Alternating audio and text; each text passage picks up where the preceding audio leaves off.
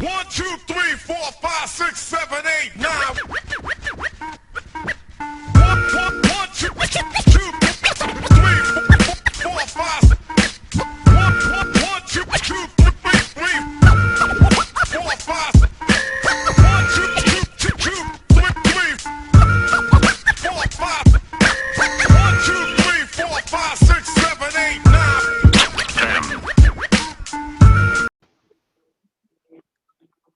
Welcome back to the Racial Draft Podcast. I am your host, Michael Ford, joined by my co-host, Kealisi herself, Hey guys, what's up? and joined by our unofficial third co-host, the, I suppose, formerly adorable one, but now Martine Lantern. He of the, Adorable Martine Lantern. representing the DC universe and the Power Ring. What have you got for us, Martine? I mean, not really much. I'm just here to enjoy the ride, you know? All right, you got no new constructs? No, not right now. My bad. My ring is charging. I understand. I mean, DC doesn't have you in rotation right now, so you're probably in slack mode more so than the average Green Lantern. But Hmm. hopefully big things will happen in the coming season, of the world of They Green won't. Lantern, in the future state, as it were, um, or Infinite Frontier. Yeah. But yeah, if this is your first show, I apologize.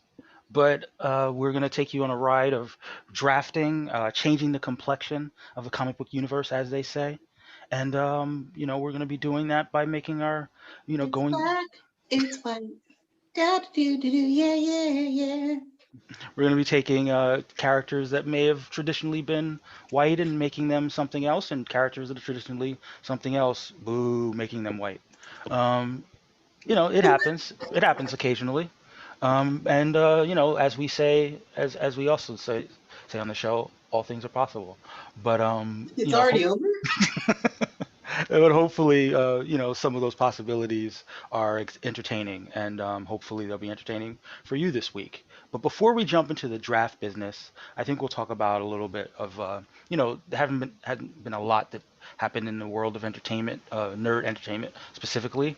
But I have a couple stories, and hopefully we'll talk about it and get your thoughts. Um, Marvel, they are currently going through their season of WandaVision on Disney Plus, but they additionally have a lot of projects in development. I think I think 11 projects in development.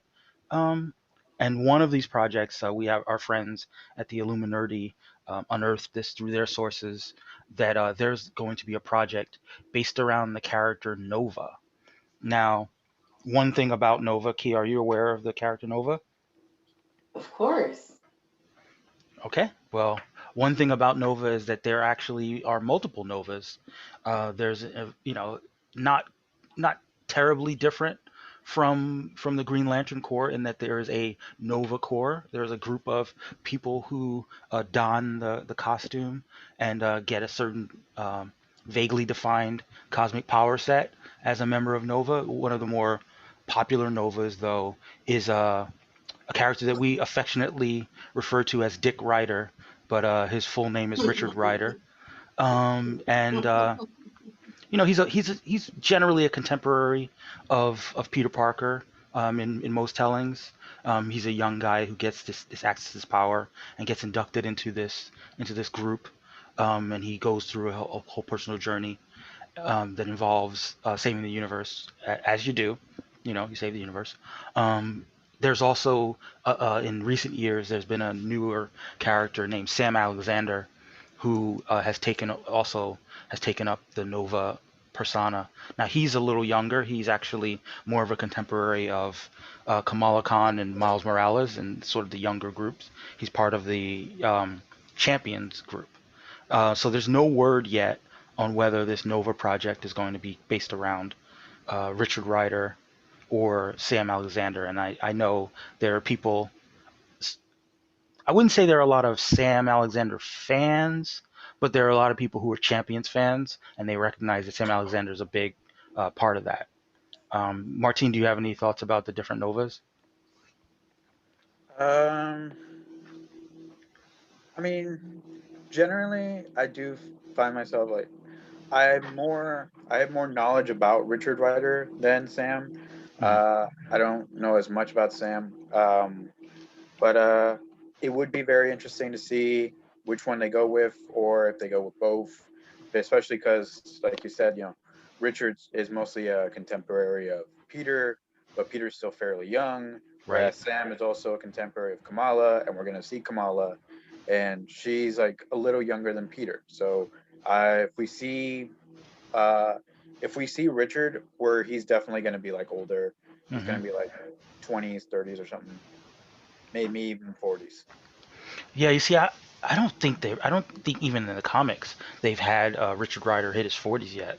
So that would be a radical departure. I could definitely see them going with like a big brother, little brother vibe Hmm. of, especially if they do something similar with Spider-Man and Miles Morales, of having, a 20-something Richard Rider, and then, a teenager in Sam Alexander that comes along, and this guy who's not even that far into being a Nova has to mentor another Nova.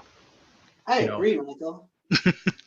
but we'll keep it posted. We'll stay tuned on how these rumors take shape. It's not big news yet. It's just there have been a lot of people involved on the creative side of Marvel who have talked about wanting to bring Nova to the universe. So it's not really surprising that there's a project in the works. But that was a story that kind of broke over the week, and wanted to know what you guys' thoughts on it. That brings us to another of the news stories, which is a little bit less of on the rumor side and more on the confirmed side. Sony Pictures, those people who uh, make movies that are adjacent to the MCU but not quite in the MCU, they're working on a project in their universe of Marvel characters, as they call it, and not to be confused with the Marvel Cinematic Universe. Uh, UMC, not MCU.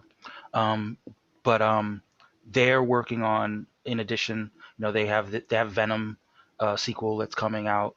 There's a Morbius movie that's supposed to be coming out this year, and they're in development for a project based around. Wait for it, Dusk. Wait, no, I should have said it more dramatically. Dusk. Are you overwhelmed by the news, Kia, about Dusk coming to films? Yeah, no. What about you, Martine? Not really. I don't know much about Dusk, so it's hard to really feel excited for something you don't know about. You Yeah, know? I am less excited than either of you um, about the introduction of Dusk. Wow, and that's So saying something. yeah, but who I only remember there being one Dusk for about a week, and it was a persona that Peter Parker used. Imagine my surprise finding out that there were other characters who used this Dusk persona. Um, so Sony doing Sony things. They're going to bring an obscure character to the screen, allegedly, because they will never give up their Spider-Man and Spider-Man universe license. So more power to them. I'm feeling pretty confident that Dusk won't be drafted this year. Oh, Um, really? You never know. that's true. People do make bold choices here in the racial draft, but We do have a black team. ooh, but they would be drafting like the concept of Dusk, I think, before they draft a character named Dusk. Yeah. Mm-hmm. I Yeah, I mean, have so much faith in them. and Dusk does wear all black, so you know that's a thing. Okay. So do most um women in LA. Like, And the final bit of nerd news is that the television, or I guess streaming series at this point, the streaming series Titans, uh, will be bringing Barbara Gordon aka Batgirl, aka Oracle, to their series, and they have cast an actress, Savannah Welch. Kia, are you familiar with Savannah Welch? No, who is she? I don't know. She was in the movie Boyhood, That means nothing which to I me. did not see, so I will have to Google her. Um, she was born in 1984, and Oh, she's old. she has appeared in Boyhood. You said that. Oh, yeah. I know. I'm looking at other things that I might have heard of. And there are a whole lot of things on the Wikipedia that don't have links. I'm on her IMDb, and I've never seen any of this stuff Yeah. So more power. So or heard of it. good for her. She was in Tree of Life, um, Oh, that one? directed by Terrence Malick. Boyhood, directed by Richard Linklater. Song to Song, directed by Terrence Malick. So it feels like she's from a lot She's of like, nobody. Oh. she plays the guitar and the mandolin. I feel like she's artsy. She's probably artsy. So she's an artsy girl that's going to be playing Barbara Gordon. Okay. Age-wise, though, the fact that she's in her 30s playing Barbara Gordon is going to be an interesting take. Aren't most of the Titans supposed to be like young adults slash teens? I mean, Beast Boy and Raven, I believe, are teens. Donna, uh, Starfire, appearance-wise, and then Dick are like in their 20s, I think. Okay. Yeah, but I mean, how you said she was born in 84. 84? Yeah, so she's 36. I mean, well, 37. typically speaking, Barbara has been like depicted as slightly older than Dick sometimes. So, if he's like late 20s, she could very easily just be early 30s, like barely 30. Yeah. Yeah, I mean, based on her picture, she looks like she could play. She looks like she could play 30, maybe even 29. So we'll see. On the cusp. Wow, of 30. did you just judge a woman based on her face and say like what age group she can actually play? Really, Mike? Really? Yes, I did. Yes, I did. Because a big part of acting, a big part of acting is being able to be credible Oh, in your yes, role. and as a man, you are the best judge of that, huh? Well, Mm-mm-mm. I Mm-mm-mm. I just gave Martine, my. you wanna say something too? Or are you gonna just let Mike, put his foot in his mouth? I was just checking out how old Brendan Thwaites is, and he's 31. So he's Yeah, but about you didn't 5 say years anything about younger. him, did you, Mike? No, because like he's 5 years younger. So yeah, if they want to keep it like a similar like gap in the ages, yeah, if he's like 26, 27, then she's like 31, 32, Barbara. So I'm just going based off of like the actors' actual ages and like logistically speaking. Yeah, and I was more going by like the characters. I think of the characters as no more than like 2 years apart, really. Yeah, but adaptations you can do a little different every now and then. Yeah, that's true. Well, like I said, I have not yet started Titans, so I don't have a strong opinion about whether she's going to seamlessly fit into the show, but I'll let you know if I do. All Yeah, right. please let us know. All right. We are joined by a special guest, though. Hello. Hello. Who is Hello. that? I am the evil corporation member of the white delegation. Oh my God, Gordy! Hi guys. Yes, Hey, Gordy. Hello. How are we doing tonight? we're doing pretty good. We're doing Good. pretty good. We Can you hear me okay? Yeah, we can hear you pretty well. Cool. We were just covering a couple of news stories, not big news, just little things, little castings and rumored projects. But we're just about to dive into our racial draft business. So Look at you that. My came. timing is Your impeccable. timing is impeccable. You see, the lack of CP time comes into play yet again. Listen, So I was scheduled to be in as I'm a working man. I'm at work right now. wow, look Where are at this. you working, Gordy? Somewhere that's not fun. Ah.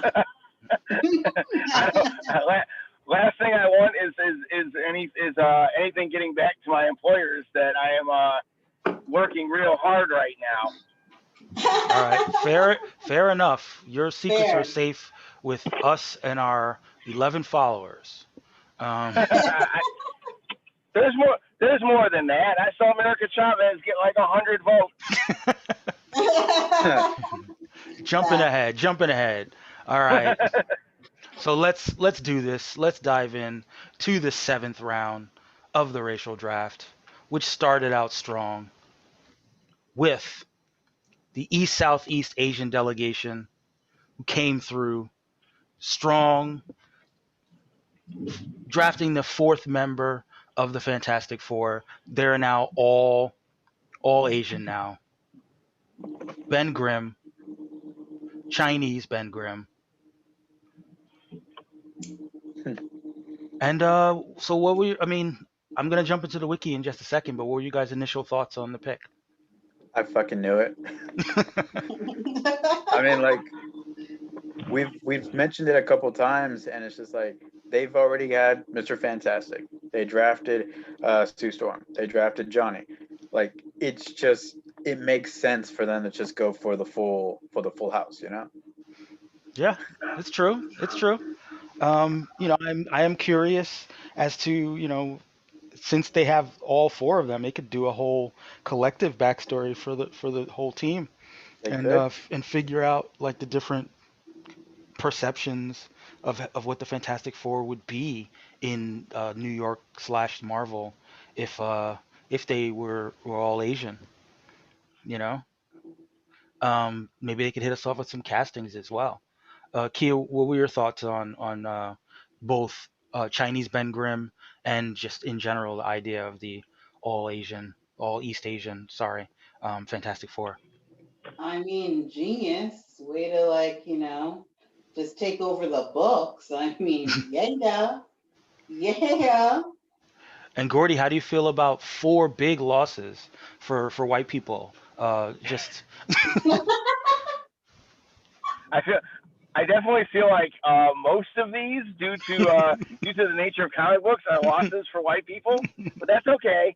We shall persevere or something like that. I don't Just quite. Just storm the Capitol. I think we're gonna be okay. I think we've seen what happens. We recently saw what happened when white people storm a castle. Not something that we really need. But I loved it. I loved the idea.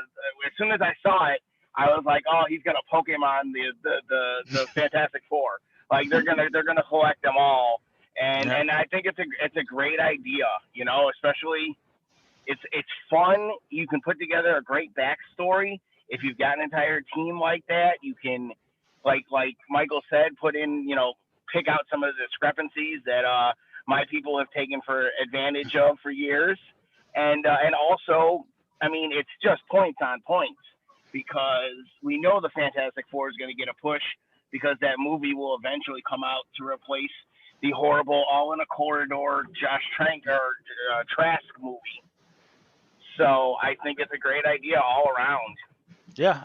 And I mean, since they recently returned to the books about at this point, I guess a year and a half, they've featured prominently in pretty much all the big events. Particularly Reed, the big brain of the Marvel universe, and Thing is good for brawls here and there, and Sue Storm is just kind of like the badass of badasses.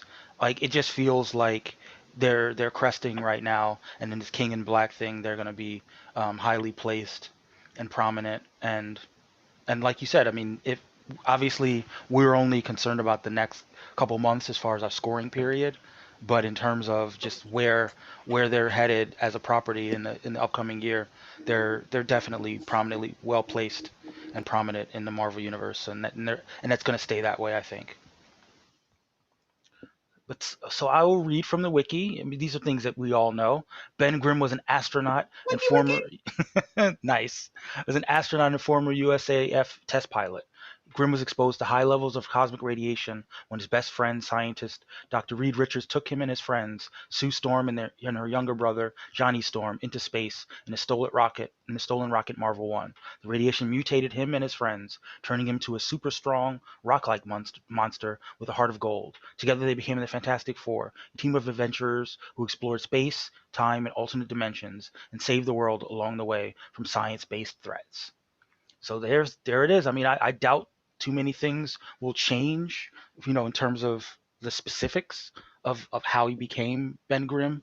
But I think that what could change is, how he's perceived in the universe. Obviously, he's a big rock monster, so he's just going to be an Asian rock monster. But there's opportunities. I think if we were gonna, if I don't know a lot of I don't know a lot of actors. I'm not gonna fan cast.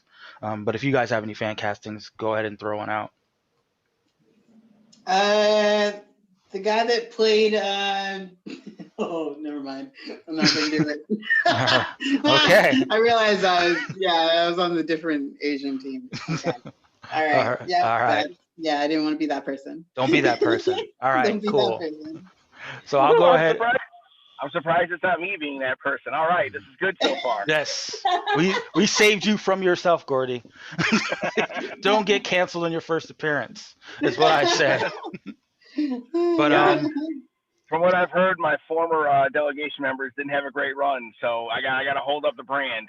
Or one might say, they did exactly what. Nothing wrong with that. Nothing wrong with that. We all got. I know my role. But yeah, so the approval rating for this was 88.9%, which includes 55.6% strongly approve, 33.6% somewhat approve, 5.6% somewhat disapprove, and 5.6% strongly disapprove. I don't know. I mean, I would imagine there might be some people who, given that one thing about Ben Grimm.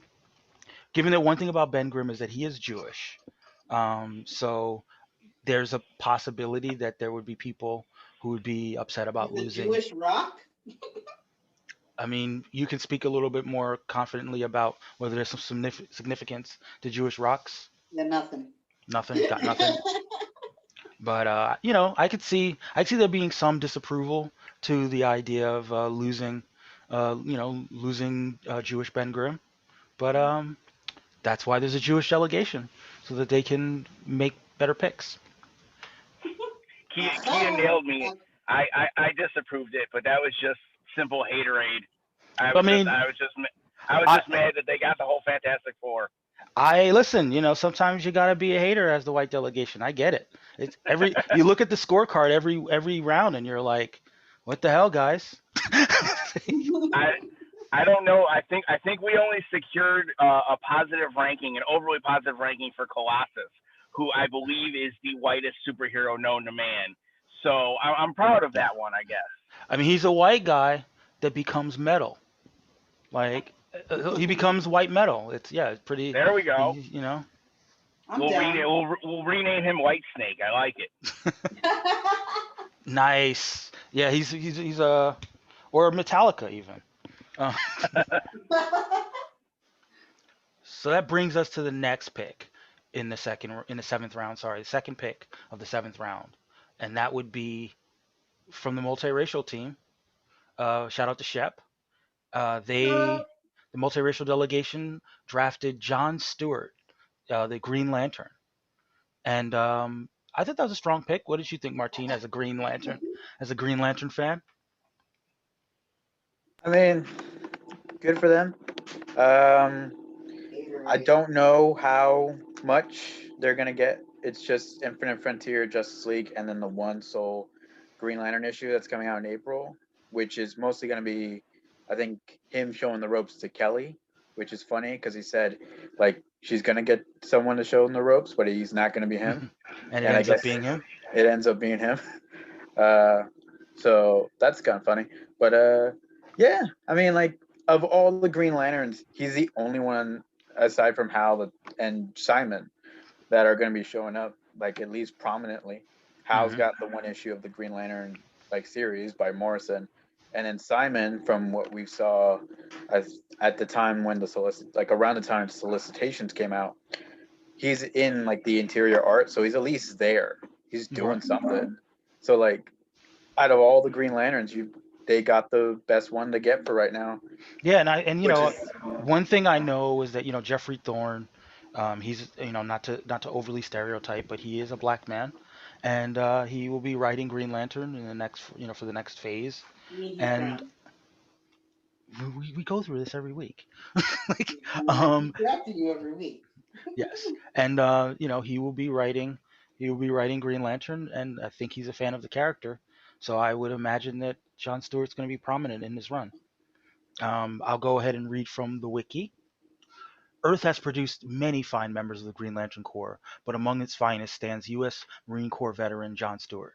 Although he was originally chosen by the Guardians of the Universe as the alternate Lantern, called in to wear the power ring whenever Hal Jordan was incapacitated, Stewart has grown to become a leader of the Green Lantern Corps. A former architect, Stewart creates his power ring constructs differently than his former lanterns, as they are never hollow. He always builds them from the inside out, down to the last nut and bolt, the result of his keen architectural mind. Stewart also differs from some of the Earth's other Green Lanterns in that he has chosen not to conceal his identity behind a mask. John Stewart has suffered numerous tragedies in his life, but he's always overcome them and emerged even more dedicated to the ideals for which the Green Lantern Corps stands. So yeah, Oh, you know, yeah. he's a Marine. Kia, Yeah, that's right. do you feel additional kinship with him as a Marine? I do.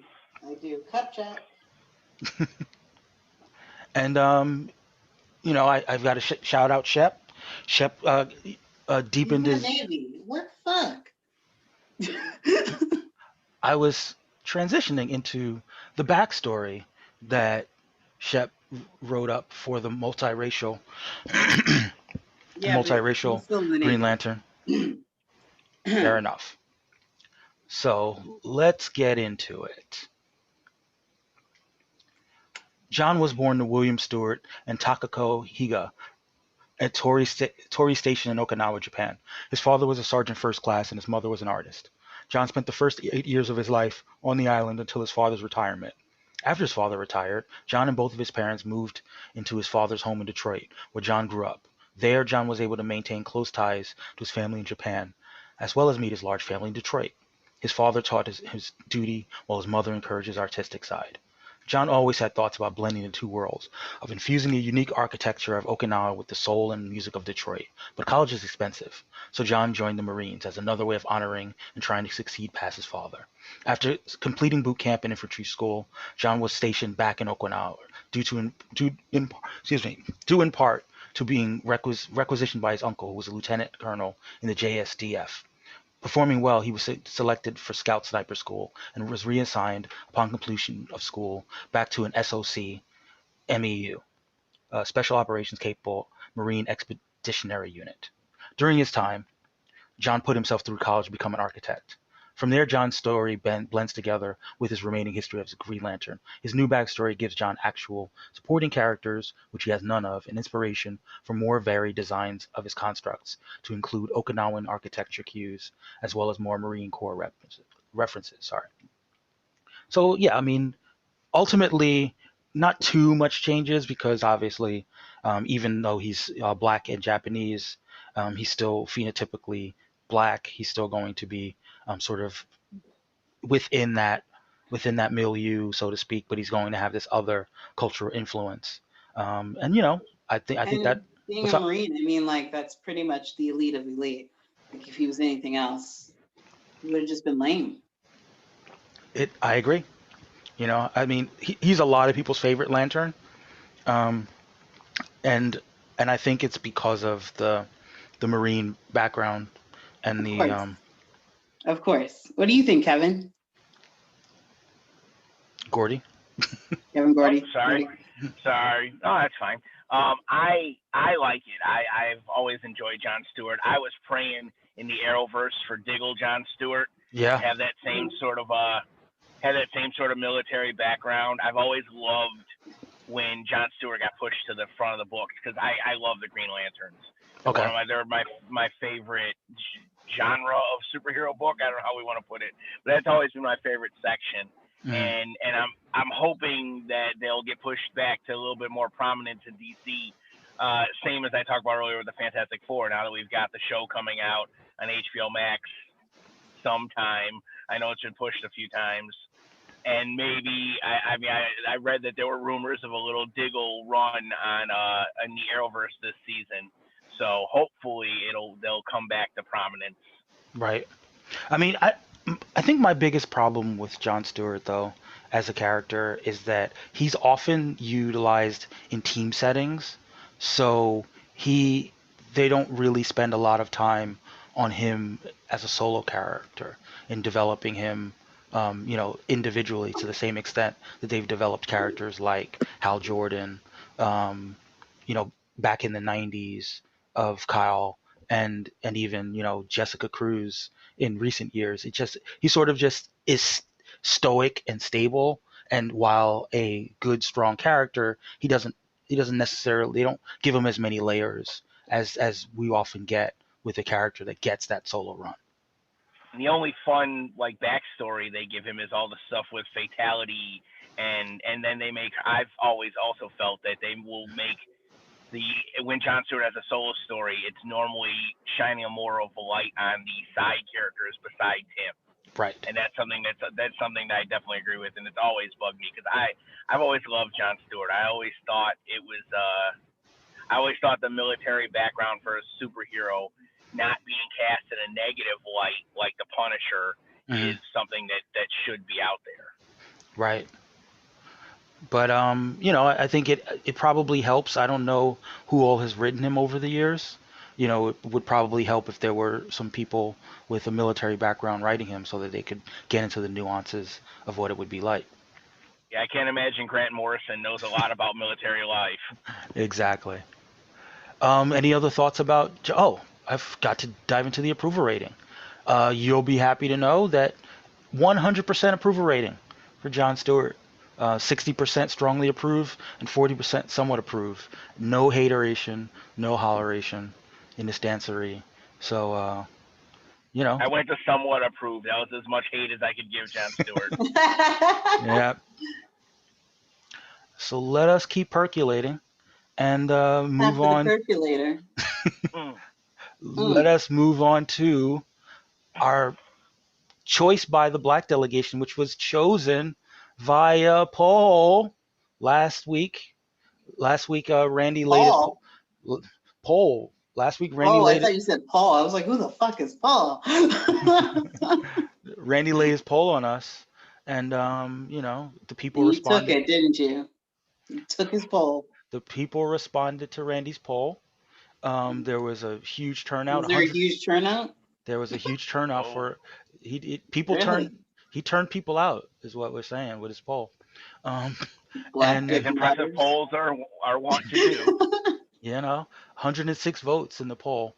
The final breakdown was 6.6% for the Black Knight, 21.7% for X-23, 34.9% for Professor X. But the winner of the poll was America Chavez. Hashtag Black America. Black America, that's right. Martine, what were your thoughts as from the Latinx delegation losing America Chavez? It's the second season in a row. I know. And it's, we kind of agreed that out of those choices, she's probably we're fine with that. We're fine with that loss. She's got one book coming out each month, and that's it. So it's one appearance a month. It's an acceptable loss. And Carlos was obviously pushing for America, went on his tweets. I was just trying to get to triple digits. Right. Yeah, but yeah, I mean, it's fine. I Like, I mean I hear you. I mean she's a prominent character. She's been cast in the Marvel movies. You got to think that she's going to be pushed. I mean, perhaps beyond just the solicitations. She's like I said, she has a solo book. We haven't yet seen her in these events, but she could still have one. She can be involved in whatever that outlawed event is, or in King in Black. We could still see her coming with a big step. I hear you though. I mean, from a pure points perspective, I could see how she might not be a major player. She definitely wasn't a major player last season, but I mean, but I just think yeah. that they're gonna probably ramp. I think they're gonna ramp up her usage, and I think that I think she's a popular character, and she's gonna probably become more popular. So good on the black delegation, in my opinion. Kia, do you know a lot about America Chavez? I know that Martine should have picked her, and I feel like, he's just Why? kind of like snubbing his nose up. A really awesome character. I think that's a little messed up. Well, I am going to read. What, she wasn't good enough for you, Martine? Like, really? Wasn't good enough for you? I'm going to read from the wiki. Uh, Viva Miss America, protector of the omniverse. Chavez hails from the utopian parallel, Utopian. a lush wonderland dimension once threatened with destruction. After both her parents died to save their world, America upheld their legacy as a young Avenger and member of the Ultimates. Beyond super strength, flight, and incredible one-liners, America can punch star-shaped holes through dimensions. So, we didn't get an amended Black story for America Chavez. Hopefully that's forthcoming. Uh, Gordy, what do you think about America Chavez? I you know I never have anything for the character, to be 100% honest. I've read some of the books that she's been in, and I've never found her wildly compelling or even wildly, uncompelling. She's toast with butter on it. So I'm hoping that the backstory can bring something interesting. But I think Martine is right that I don't expect her to be scoring tons of points this year. So I was also helping out Team Carlos, or excuse me, helping Carlos on the Latin team push for America Chavez. Well, I Yeah. th- I will look. I am looking forward to America Chavez scoring a ton of points in her comic, and in the weeks that her books come out, be a major player. Because I think of America Chavez the way some people think of Yara Flor, in terms of her being, excuse me, young powerhouse, a feisty character who doesn't back down from a fight, and has chemistry with a number of characters. I mean, I would say that her friendship with Kate Bishop is a big factor in her popularity in the Marvel universe. As part of the Young Avengers, I think that to the extent that they're going to be pushing Kate Bishop, they're probably going to be pushing America Chavez, and I think that as we get closer and closer to her debuting in the Doctor Strange, as we get closer and closer to her debuting in the Doctor Strange movie, we're gonna start seeing her, particularly her dimensional star punching power, play a part. And I think people with the right writing, because that was the other thing. She had a solo book before, and the person who was writing a solo book took some chances with the character that didn't always hit. I think that with as much money as at stake, in the coming years with the character, they're not going to take as many chances with her, and they're going to really try to tighten up the plotting and really make her a more compelling character. So I think it's going to be a renaissance. Especially now Trump's not in the White House anymore. There's going to be a lot of energy behind. I miss that guy. Don't Uh, lie. Nobody misses that guy. Well, I'm gonna make a TikTok with me crying, saying, "Please save us, Trump. What I has think happened?" I think Vladimir Putin misses that guy. But yeah, so Yeah, I'll, if you If you do that, I can guarantee that tons of my people will be following you and sharing it and saying, "See, That's one way to go viral. Are yeah. speaking of Well, which, Candace, oh no." exactly. So the approval rating for this pick was 87.5%. So, generally the masses were in favor of. That's 62.5% strongly approve, 25% somewhat approve, 6.3% somewhat disapprove, and 6.3% strongly disapprove. So, there was a little bit of hateration, but mostly people were into it. I agree with what you said, Michael. That I hope that a different, a writer gets a hold of her and makes her more interesting and more prominent. Sometimes you just need the right writer to make a silly character work. And Exactly. I'm not that she's exactly silly, but I just think she hasn't had that run Exactly. that we'll all talk about. Yeah, she hasn't had that definitive take. She hasn't had that, that run or that characterization that has sort of crystallized her as the player. But I think it's coming, and I think that, given the type of appearances that she's gotten in animated features, the fact that she's got a live action thing coming, Marvel surely has plans for her, and I think having plans for her will help ensure that she's not going to be lost, fall by the wayside. Speaking of a character that Marvel has put a lot of energy behind and is also going to make sure they don't fall by the wayside. That's the next pick from the Polynesian delegation. They who last season drafted America Chavez. This season they've decided to attack the black delegation by drafting Riri Williams, aka Ironheart. Martine, what did you think about the Ironheart pick? Um, Go ahead, Martine. Tell him the truth. I mean, I don't really know what to say. I mean, it's just like I don't really know. Like, I don't think from what I saw, I don't know if she's gonna be doing a lot. So from that perspective, I don't know why. But I mean, I don't know as much about the character because she's fairly. How many years has she been around now?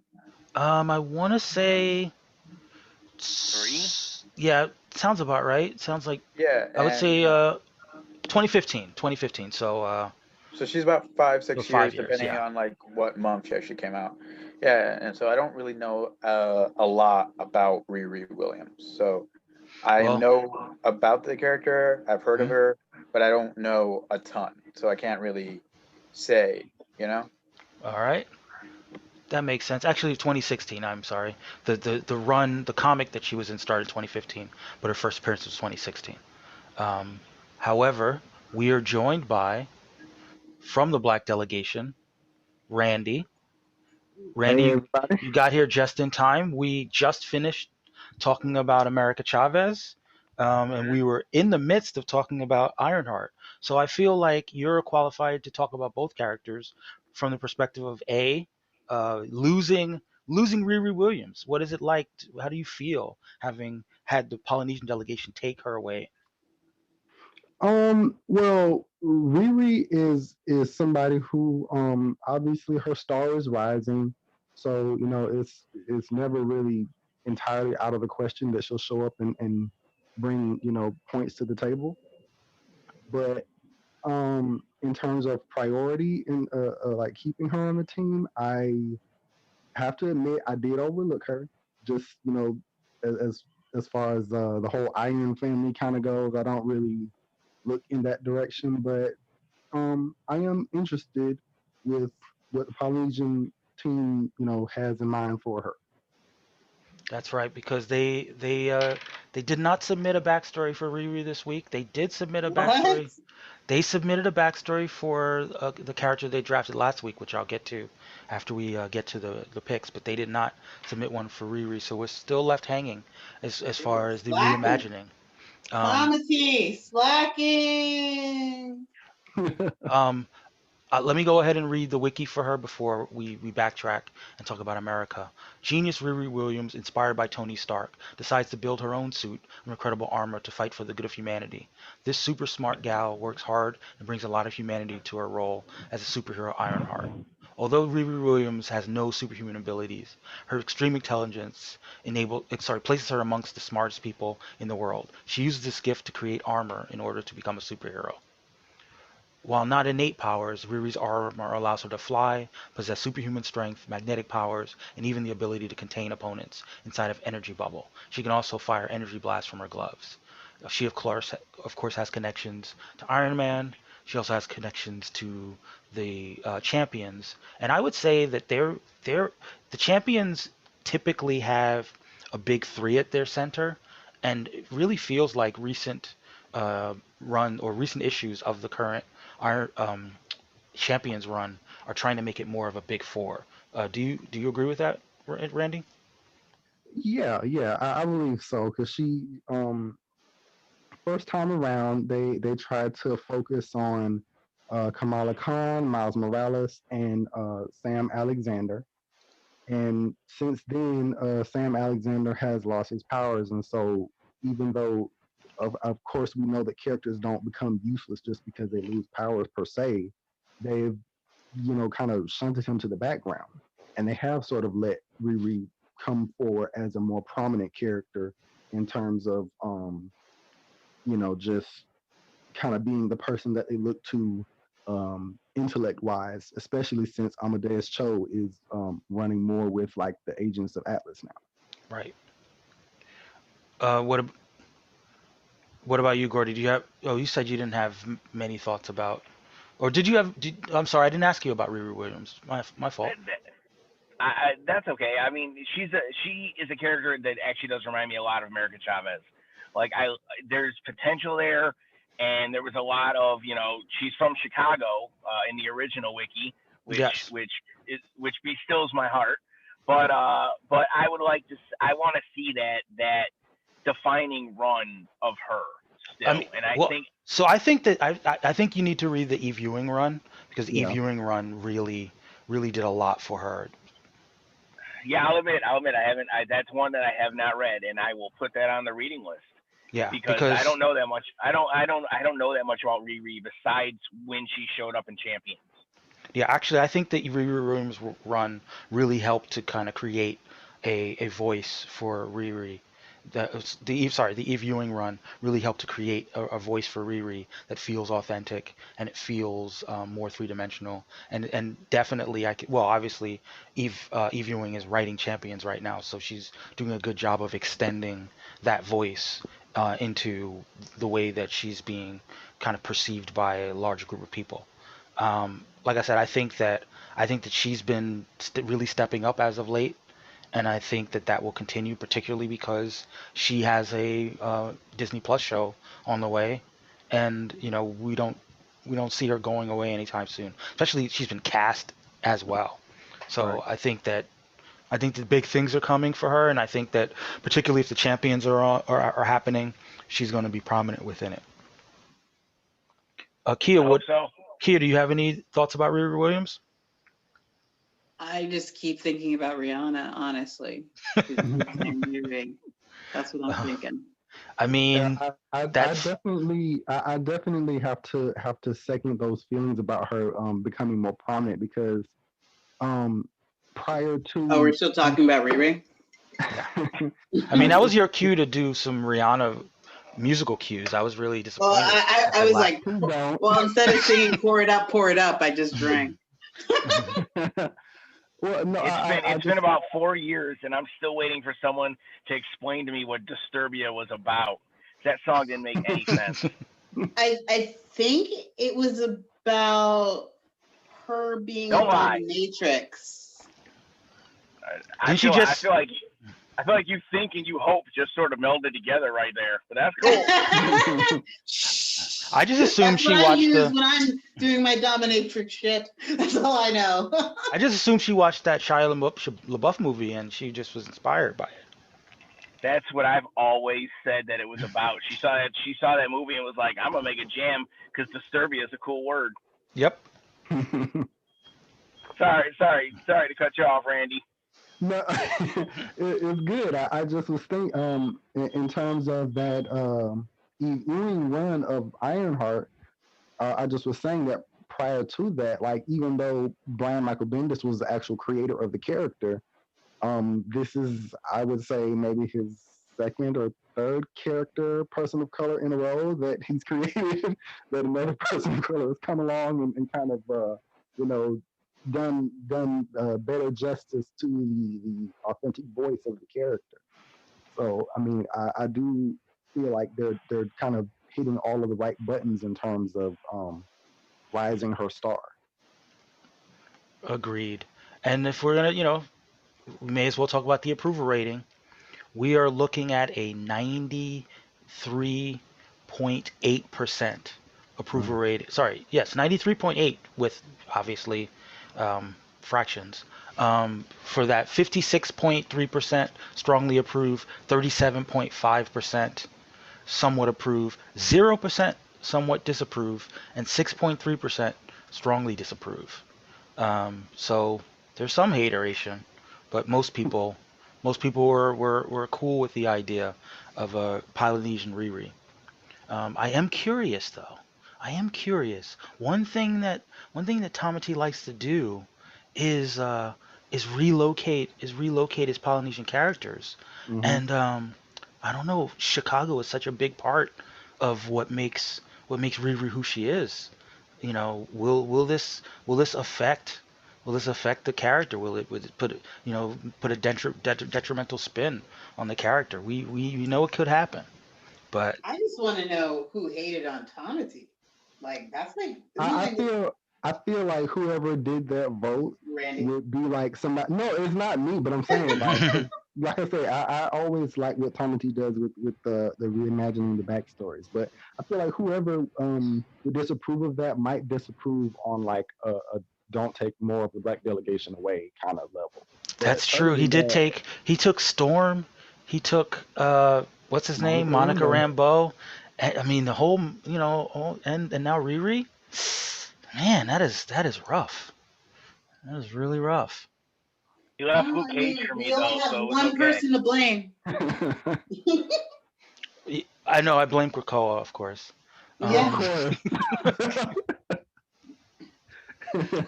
the test. Who will score more points? Krakoa versus Riri. We'll keep tracking that from week to week. You will all rue the day when they announce the Krakoa solo ongoing series. I'm telling We shall rue that day. Yeah. But until that happens, you. these jokes gonna fly. These jokes gonna fly. They just Now need that to relocate to Savage Land to Krakoa, and then Krakoa will get its own book. His own book. I forgot. Have we gendered the island? oh, he definitely has a beard. So I mean, he's Yes, he's got yes. he's got some gender to him. But I'm before you we, know Does he though? Just because he has a beard? Like, I mean, he has a oh, that gentleman. is a fair point. That is a fair point. Um, I have taken the liberty of reimagining the backstory that it is a he. So for now, it Okay. is a he oh, until they that's say messed otherwise. up. Why would you take that away from the people? Well, nah, I Randy. there are people who go by he and they. So I feel like I'm still justified. I have Well, a beard, Randy, and I'm a chick. Do you go uh, by he? I thought you said you went by she. Do I I feel need to like amend? If I need to amend my pronouns, let me know. I don't I know. think There was only one expert on that, but they are here no longer. I I will I will help us move along. Randy, I was Randy, glad to before know. we before we progress, let's take a moment, since you did end up with America Chavez in the poll. Um, I know you had been hoping that Professor X would be the poll choice, but given some time to think about it, have you thought about what it's going to mean to have America Chavez in the black delegation? Well, there. I feel like she's already been in a lot of depictions. She's been shown as kind of being Afro Latina anyway. Like, she, even though she's not just straight up black, she still shows up sometimes with like a darker skin tone. Right, right. So I don't really think that her experiences would be too vastly different. Like, she already has a kind of perception of like a being a tough girl and all this other, Hmm. the kind of stereotypical things that people say. Hmm. But I mean, I don't know. It's kind of difficult to say because like I don't feel like her experience would be too different. Because just like, say for example, I was going to kind of lean into um, the vast differences between a white guy growing up rich and a black guy growing up rich with the Charles Xavier story. I was going to do a different backstory for him, Hmm. but I I don't really know how much I can change for America Chavez because she doesn't really come from. I mean, more than anything, she doesn't really come from um, a normal human society that we know of. Like, she's in this alternate universe on this planet where the women all live together in harmony. There's all women, and so they don't really have the same problems So with racism utopia. and all the other kind of issues that we typically think of when we think of like writing blackness into the story.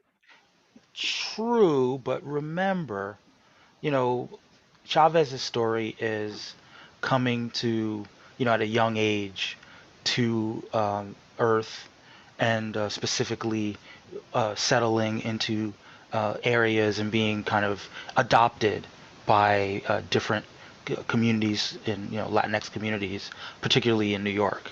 So if she's part of the black delegation, she's going to look darker. um, Maybe, there are issues with colorism. There are issues with colorism in certain communities. Can't she just be black with no problems? Well, but that's kind of Like, my feeling. Almost like anything that she would have been, anything that she would have been subjected to as far as colorism goes, she kind of is like, you kind of have your answer already because she's not like a particular, like, basically she's not a white passing Latina. She's somebody who already is like, okay, look, she has melanin to her, so it wouldn't be so vastly different. I mean, she wouldn't maybe not speak Spanish, but her solo series had her speaking more Spanish, but I don't necessarily guarantee that wouldn't be the case either because I believe it was up in New York where she grew up, right? So Well, right. I mean, and also this is again, it's I say you, but it's obviously the entire black delegation. But it's really you know, you you have you have room. You have room to fill in these gaps, Randy. Like you can yeah, you but can you can you can yeah. decide. In other words, Mike wants you to put in a backstory that he will deny. I'm saying, I guess I'm not really sure. Like, as far as, I don't know, it's kind of weird because you have like just given the fact of um we already know that there are dark skinned Latinx people, and Mhm. so I don't really know what changes you could make that would be significant. Like, I mean, I guess I could add something, but I like, Okay, you know so I mean, we'll back it up. We'll back it up right now. All right. So do you consider America Chavez, right, as she exists in her pre-existing before being drafted by the black delegation? Do you consider her Afro-Latina? no, but I also feel like they've been inconsistent as far as her hair texture and her skin tone. So when you draft her, you are making her Afro-Latina definitively, Yes. which means you would be giving that kind of consistency to her, and what would be the implications of that, if any? If you're saying there would be no implication, that's fine too. But I just that's what I'm asking. Well, um, Tell Mike to get off your dick. no, but I mean, it is a valid question, but I admit that I'm not really in a position to answer it. Like, I can say, in the same way that like somebody writes Miles Morales, like some people are kind of more, some people kind of meld blackness with being Latinx, and some kind of veer more toward favoring Latinx culture, and some kind of veer more toward Black culture. And I'm not really sure which would be a better fit because I don't know. It's Or weird. you could just make her like Black and Afro Latina and but she just adopted the Russian culture. That would be a good story. Key is an agent of chaos, is what she is. I guess my thing is it is so close, like they're so closely knit that I don't really know what distinct. Don't tell a Puerto Rican that. Oh, I didn't hear what you said. Well, I'm just throwing out there, our Miles Morales is white. Just letting you all remember that. Yeah, exactly. So we've also been joined from the Latinx delegation by Carlos. Carlos, can you weigh in a little bit on this? If you have any thoughts as the architect of the America to the Black delegation campaign. I imagine you have been. I imagine you. Scheme, I see. Yeah, I mean, you as part of the Latinx delegation basically foisted America on the Black delegation. You had to have some thoughts about this. Wait, this whole time he's Latino? My thoughts about this are America Chavez is an alien, so you can make her whatever you damn well please. Facts. I mean, basically. Like she hasn't really got like a distinct, like we see that she's coded as Latinx, but her culture is not like, oh, she comes from the Dominican Republic, she comes from Brazil, she's an alien. She comes from Puerto Rico. So you know who's also an alien? Kal-El. And Kal-El, Kal-El is a white man. And that is why I prefer getting my hands on white characters so I can blacken them up. I can't take melanin and re-melanize it. That doesn't work for me.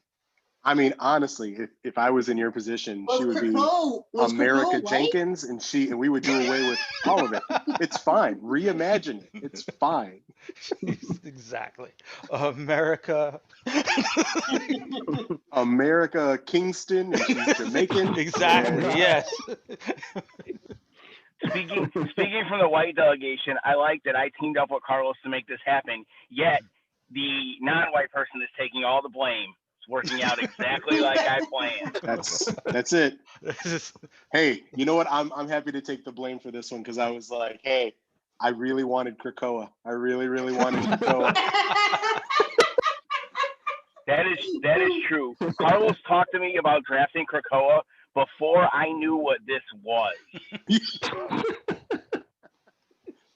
He had been playing that Krakoa pick for a long time. I just expected to be able to draft Krakoa in the 10th round, not the third. If I come in last place, I will at least have the solace of knowing that I will forever have a place in your embittered heart. You live rent free here. Well, Krakoa, there's no rent in Krakoa. I just thought about it. Black Krakoa looks like the guy from the Rent is Too Damn High party. He is a man of his own volition, as we've established here today. Randy, you have a portal straight to the revenge side of my brain with the Krakoa pick.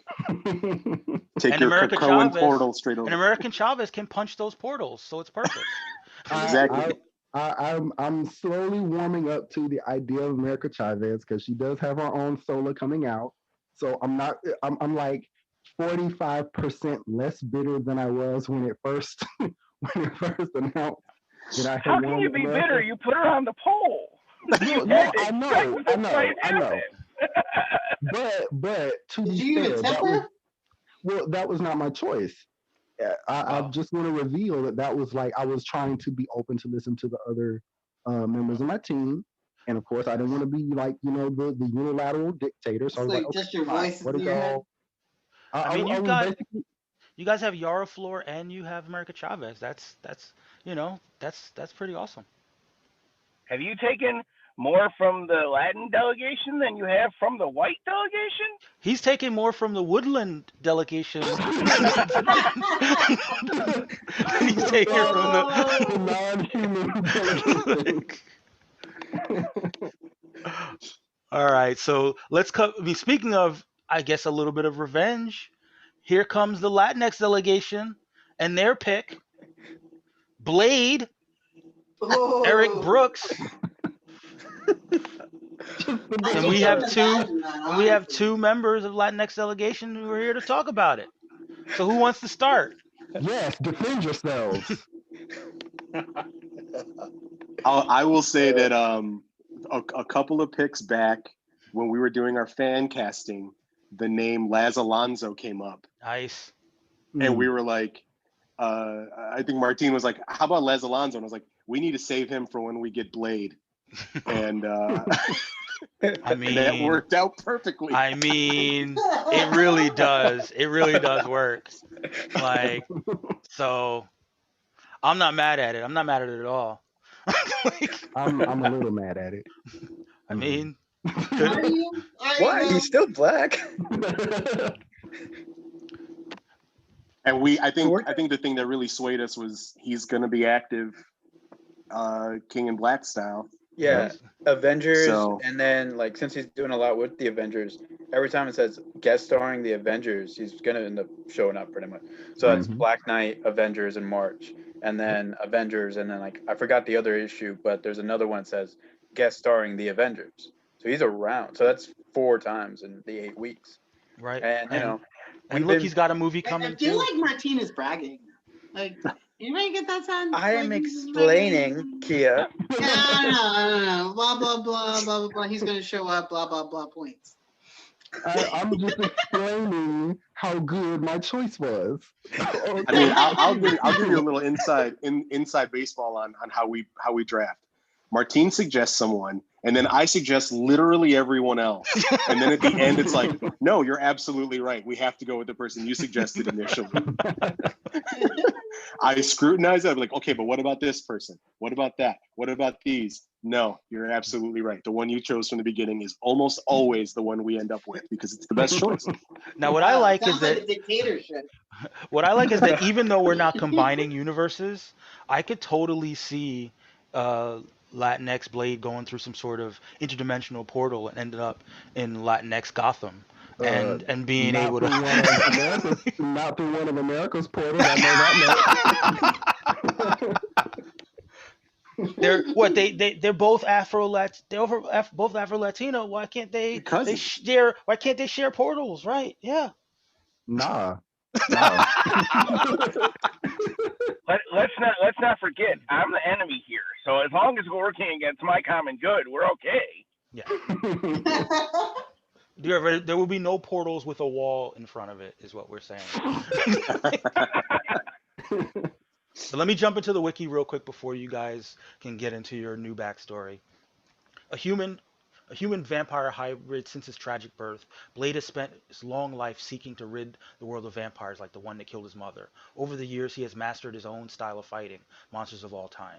Most famously, Blade's most reliable weapons are his swords and knives. Blade always keeps silver bullets handy in his massive arsenal of weapons. When necessary, Blade can rely on his hand-to-hand combat skills.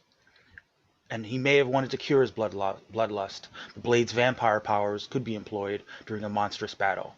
As far as allies are concerned, Blade is British by birth. He is teamed with Captain Britain in, I believe, MI-13. Yep. He's teamed with Doctor Strange. He's teamed with Luke Cage, and he's teamed with Spider-Man.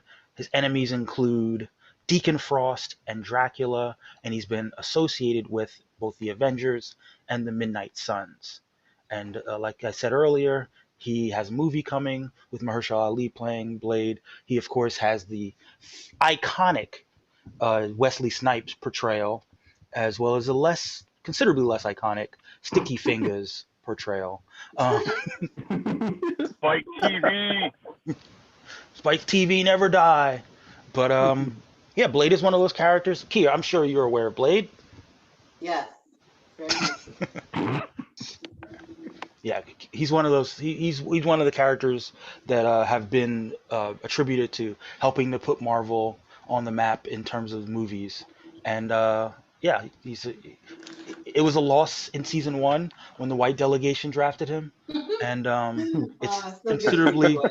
considerably less of a loss because the Latinx delegation had the magnanimous. They were magnanimous enough to keep him Afro-Cuban. I want it known that I was not a part of that white delegation because making Blade a white man is out of even my heel reach. Wesley Snipes will always be Blade, no matter what happens. It came to pick after the black delegation. They took Dazzler. And then the white delegation was like, okay, cool, And Dazzler. I We'll was take not Blade. responsible for that Dazzler pick, just in case y'all need reminding. It was him. He just doesn't want to take it. I will say this: we did get some good art out of it. We did get cool art from White Blade. Wow, I need to look that up. I can tell you, if while reaching into white consciousness, you took the best of us in Dazzler, so we took the best of you in Blade. And Dazzler was originally One black, of us though. that can dance. No, but she was originally black. You see, That's why she can their thought dance. process was they were reclaiming Dazzler for the black delegation. Her rhythm was just a residual of the fact that she was originally black. Her secondary mutation, if you will. Yeah, her secondary her secondary mutation was that what turned her white. That's the real retcon. Dazzler was always black, but her secondary Exactly. mutation made her a blonde-haired, blue-eyed white woman. Exactly. It would increase her survival ability. Like, just saying. They reclaimed Dazzler, but they did it about 45 rounds too early. Yes, that's the problem. They reached for her. But as we go, delegations are learning. You don't reach. Are they? I mean, some are. But all right, lay it on us, guys. Yeah, give us the backstory. Okay. So Actually, Carlos, give us the backstory. Oh my God. I didn't write this. No. This is the Martin original right here. I can't take credit for this. This is good. I can't do it. okay. So we start the backstory off in the same year that Blade originally was born in 1922, except this time he's in Cuba. And his dad is a member of the Order of Tirana, who is a cult that specializes in it specializes in vampires, but it does do other occult related things.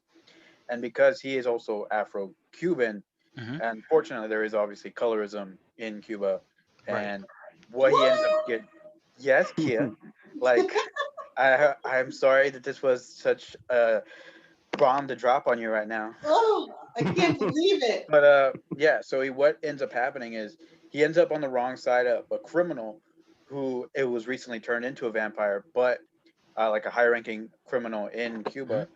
But the problem is his problem with Lucio is not really that he's a vampire hunter, he does all this kind of stuff turning vampires. It has mostly to do with the fact that he's Afro-Cuban. Got it. So it's racism. It's racism, yeah. So much always racism. I know. Much like with the original Blade, he had his wife go off to another country for the meantime, and that country in this version was Mexico. She went over to Mexico, and there's a very specific reason that. Just so you could put in the Dusk Till Dawn reference. I get it. I was wondering if anyone actually. No, I was like, I know what's happening here. Wait, is that He what was the like, "Do character you think does anyone's come gonna from? pick up on the Dust Till Dawn reference?" I saw Dusk Till Dawn in the theaters. Thank you very much. Wait, are you talking about the TV show? The movie. The Well, I movie. mean, The the TV movie. show is also based on the Yeah. movie, right? Yeah, so it very specifically was Mexico, so I could put in that From Dusk Till Dawn reference about how well, I'll get to that later. Yeah. But she goes to Mexico and she has her labor right there, like in Mexico, because she's been there for a couple months, and so they take her to a hospital, and unfortunately, her doctor ended up being a vampire, and same thing bit her when she was giving birth, but he was chased off before he could do anything to Enrique or You're like not talking Eric. about Buffy, right? No, Okay, No. that's what I was thinking. no. So before he can do anything to Enrique, or as you know, like in quotes, Eric. That's like his nickname. The kind of like in Enrique Estrada, Eric Estrada, because that's his name is Henry Enrique Estrada. And Does he have a so mole on his face? what? Does he have a mole on his face? Eric Estrada? The Enrique. Oh, not like Enrique Iglesias. That's what. No, I was trying to think like. Bailamos. Thank you, Mike. Thank you. Thank you very much. Yeah. All So, right. We yeah, could have so, Enrique Iglesias play Deacon Frost. It'll work. That makes so much sense. okay.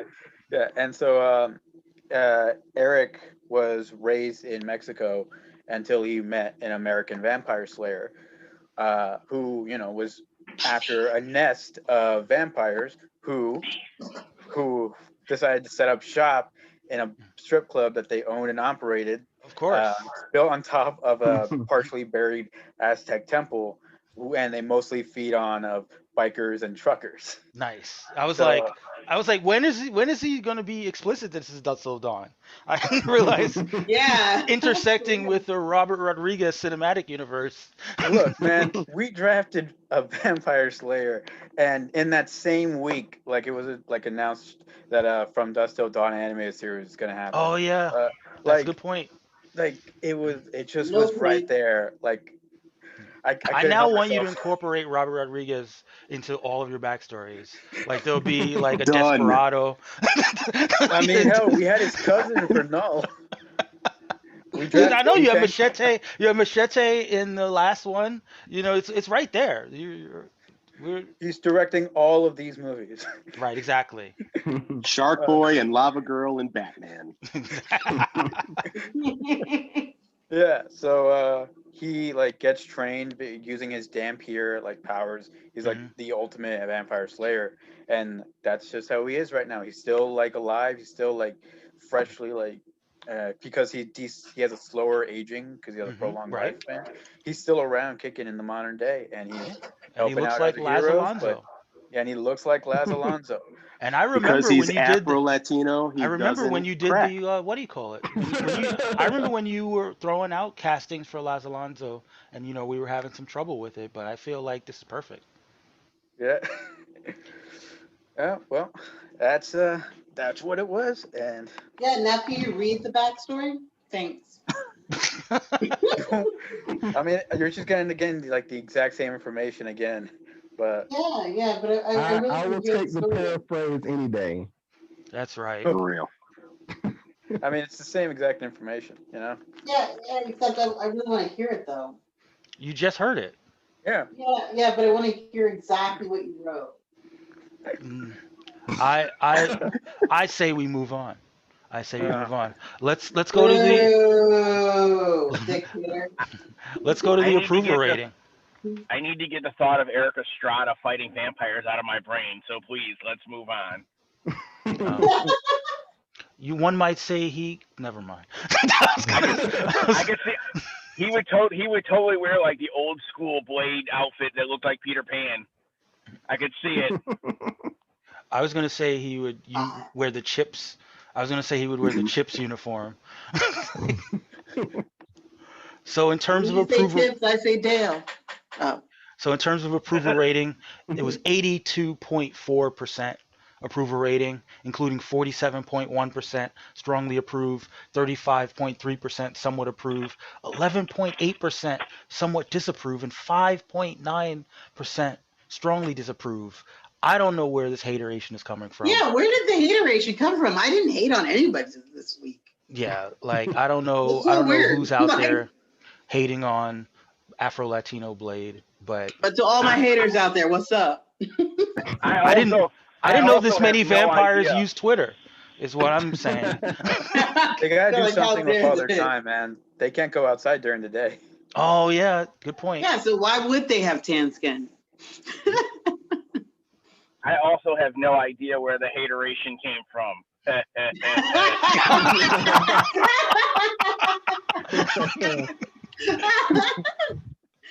Nice. Oh man. All right, so is Randy still with us? Randy? Yep.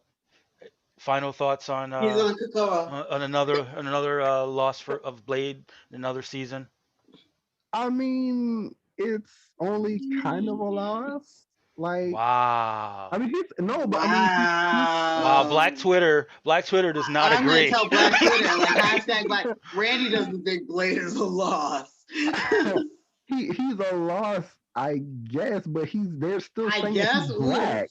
Oh, I see what you're saying. You're saying Yeah, that. I'm saying no. I'm not talking about points wise, because points wise, like they said, they pointed out he's going to be showing up. Are you playing for points, Randy? I'm trying to, I guess. Like, I mean, Okay. I feel that. I feel that. Like again, I'm I black feel that, too. Try. I'm black too, so I feel like making him Afro Latino, like isn't. I take far less offense. Like I say, I take far less offense at making him like black with also, another lineage also tied to that than just nope, he's not black. Oh well, too bad. Since he's a vampire, does he have to pay taxes like forever? Now when Wesley's around. Not Wesley. Yeah, right. That's what happened to Wesley. I just realized. Wesley went so method into the role. He was like, I'm not paying taxes for the rest of my life. I've been around for 80 years. That was gold. That was gold. Now it explains why he wants to be Blade again. Tax exempt. Exactly. Now, that brings us to the Native American delegation. Another auto draft. Another auto draft for the Native American delegation. I feel like Yeah. they're going to start to come to play. I really Hope- feel it. Hopefully. Well, their selection was John Greycrow. Your selection. Yeah, it wasn't theirs. John Greycrow. He's getting a lot of appearances because he's part of the Hellions on Krakoa. I'll go ahead and read his backstory. That won't be changing, obviously. Does Krakoa have bathrooms? He does not. Oh Or well. do they Too bad. just like dig into Krakoa and just take a shit? I think it just creates bathrooms. It's very I think that is Krakoa's business and nobody else's. Wait a second. There's just I feel like there's just a Krakoa's full of portal that shit. dumps it all into St. Louis. Wait, so does Krakoa have a fetish? Does he just let everyone like pee and urinate I want to all pee over? on you. To be fair, it would be like less of a fetish and more like a willing burden to accept. So I don't know. I'm I feel from like fetish is more the word.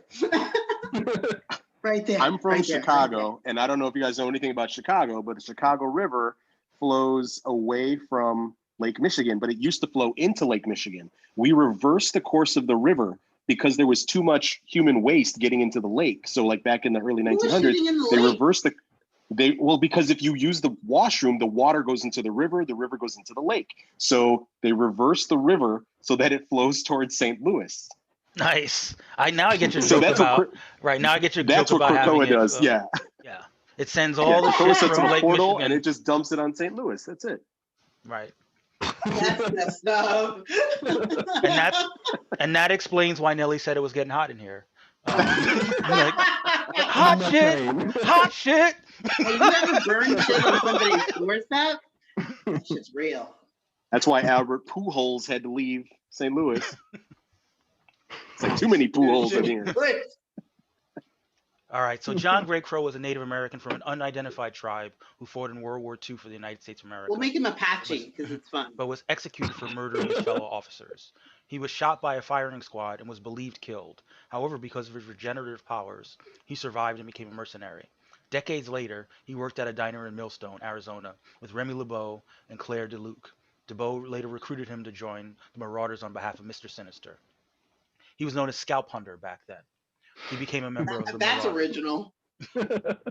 a band of assassins who had gathered together for, at the request of Mr. Sinister. For their first mission, the Marauders were tasked with the assassination of Sinister's former pawn, Madeline Pryor.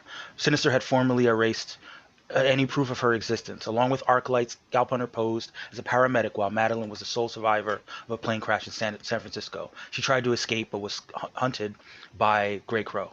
By Gray Crow, Arclight, Prism, and Harpoon, and was eventually shot by Gray Crow and left for dead, only for her to recover in a hospital. Gray Crow later appeared revived, presumably resurrected by the Five, and accepted Xavier's invitation to all mutants to join the nation of Krakoa. Being the only Marauder to join the island, however, he quickly fell into trouble after engaging in a shootout with multiple Morlocks, who sought revenge on him for his actions of the mutant massacre on the anniversary of the event. As punishment, Gray Crow was placed in a new iteration of the Hellions led by Mr. Sinister and a chance for rehabilitation, with their first job to capture Gray Crow's ex-teammates in the Marauders who refused to come to the island. He took the job of handling a feral wild child on missions. During their first mission, he was captured along with Nanny and Orphan Maker, while the others were off battling the rest of the Marauders and the Goblin Queen. While being cut open. Nanny, Orphan Maker? Yeah, so there are characters in like Hellions. That just make it's like a baby daddy kind of thing. Nanny is kind of a weird character that I don't necessarily want to get into. Somewhat creepy maternal, murderous character. But I'm very intrigued. Please get into it. Read Hellions. It's very good. Yes, it's very good. But read a comic book. What? But yes, essentially, this is basically Hellion spoilers for the rest of this origin. But the idea is that he has regenerative powers. He has some level of machine technopathy, and he's being featured prominently in the X-Men stories, even more so than some other Native American X-Men that have not yet been auto-drafted. Well, I feel like we really need to be a bit more assertive at getting the Native American delegation. Yeah, here I'll give you Joaquin's number. You go be assertive with Joaquin. I was thinking you go be. Oh, you want me to follow this sword? Oh, okay. Or should I say the arrow? I said it. Yeah, that's right, Joaquin. Oh, he's a Marine. I can do that. I just realized I have to find the approval rating for this. I think that I should be able to invoke Manifest Destiny, and every time they make an auto pick, I can just go in and take it from them, as we have done for years, just taking everything. Wow. I love it. That pick is too good. I take it. That would be. I think you'd have to pay me $24 first before you did that. All right. So the approval rating for this. You didn't say no. So the approval rating for John Gray Crow is 64.3%. 64.3%. 64, 66. Yeah. 35.7% strongly approve. Some 28.6% strongly approve. somewhat approve, rather. 21.4% somewhat disapprove, and 14.3% strongly disapprove. So there were a lot of people out there not liking Gray Crow for the Native American delegation. That's And messed up. and I mean, as opposed to who, though? as Right. opposed to who? I mean, it could. I mean, theoretically, anyone though, if the Native American delegation were actually making their picks, but I but mean, we shall they, see. We shall see. yeah, I hope that they will at least give like some options next time, Well, because I have to say though, their last pick, Venom, was pretty tight. Yes. yeah, that's what I'm saying. Like when they actually like are engaging, it's Yeah. good. But I hope that they Yeah, don't that have was to me. like. Telling him to pick Venom. Just saying. Wow. That Venom pick is really good. It is. Honestly. Thank you, Yeah. Carlos. Thank you. I mean, I'll tell Joaquin. That Venom 200 issue is going to be insane. I think. Yeah, there's gonna be a lot of points. A lot of points in Venom 200. I'm so excited. And so that brings Joaquin's us excited. So that brings us to the 7th pick of round 7, the white delegation. They already drafted. Yeah. They already drafted Superman. They also drafted Superman's son. Didn't they draft Superman with a small peen? I don't think there was ever any confirmation of the small peen. I think there was. But also no doubt. You know, I mean, the real question that I've always wondered is Superman circumcised? Oh, definitely not. Nah, he's not. Because how? I don't know. The Kryptonians might, you know. He was also created by 2 Jewish men, so I mean, wouldn't that be the idea? That's what I'm thinking. I'm thinking that the Kryptonians, you know, the Kryptonians probably. Yeah, probably space. They're probably space Jewish. He could space Jewish. I'm writing that shit on my all applications. Space Jewish. It's on your resume. I feel like he got sent to Earth like shortly after he was born. So it's not like you. No, he wasn't like a new. I don't think they had. He wasn't like a newborn. Like I think they spit him out and they're like, "You gotta go." That was the impression that I was under. Like maybe like shortly after birth, right? Or I'm thinking like within a couple months, maybe. I now like the idea. I now love the idea that Krypton it's falling apart. It's caving in, and his mother is running with a knife. Like we gotta snip him before we put him in the rock. Obviously, you can't send them off. You can't send them off into space with an uncircumcised peen. Come on. Send him out there all unpresentable and whatnot. Right, he's gonna be discovered. He's gonna be discovered by a family. You know, gotta. That's why he's obsessed with Martha. Kansas, of all places. Right, they knew he wasn't going to be discovered by a Jewish family. They had to make sure that they. And besides, under the light of the yellow sun, they'd never be able to circumcise him. Exactly. And that's the question. I think the Kryptonians were worried that he was going to get some sand or something caught in there and wanted to make sure that he was clean and ready to go. I agree. That's why. Listen, the Kryptonian space Jews were were very clear. They're not going to send their only son, the last son of Krypton, to Earth, not well kept. I agree. If someone on this call does not work space Jews into a backstory, I will be very upset. Adam, I'll go right now in the thing. Adam, space Jews. Go. They drafted Supergirl, so I mean, Supergirl could have a bat mitzvah, right? Mm-hmm, that's true. I like it. But is she circumcised? I'm just kidding. I'm just kidding, guys. I know. She's not African, Tia. Hey, you never know. She's Supergirl. She could be like really endowed. Like her clitoris could be a little too big. You know what I'm saying? Might need some circumcision. I mean, does the yellow sun affect people that way? There it is. We found the boundary of this conversation. So So me and my the margarita non-existent is setting delegation in. picked Jonathan Kent. Yes, Jonathan What's not Kent. the Patron? We're back. We're back on Jonathan Kent.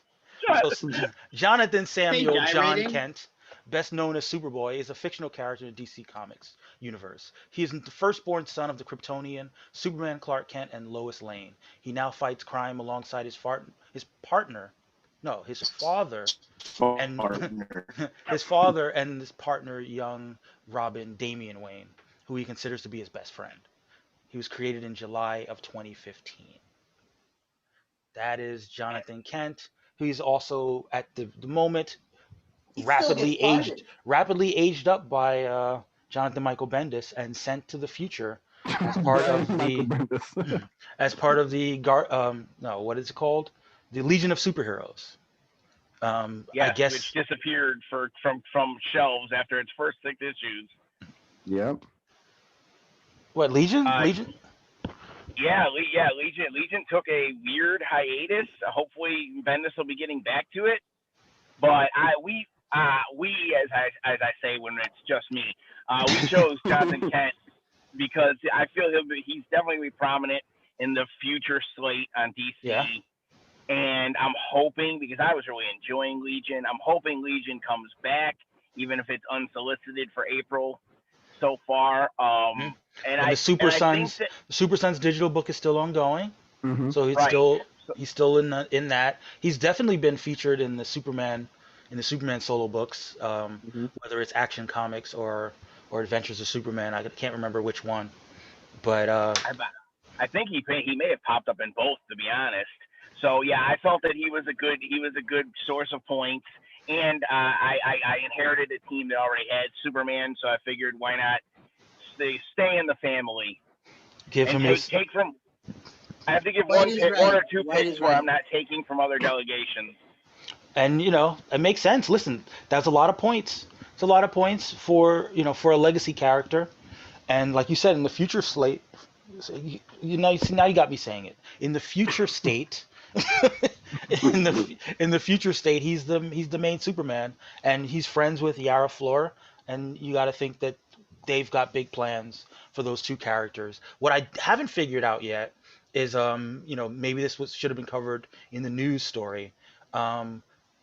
CW has their Clark and Superman, or sorry, Lois and Superman show that's supposed to be starting out. I haven't figured out whether any of their sons is supposed to be Jonathan. If he is, you may get some bonus points from him appearing there as well. Oh yeah, you feel that? Bonus points. There you go. And that first preview of that show looked great. Yeah. I'm into Taylor. Can't pronounce his last name as Tyler. Tyler Hockner or something like that. Hecklin. Hecklin.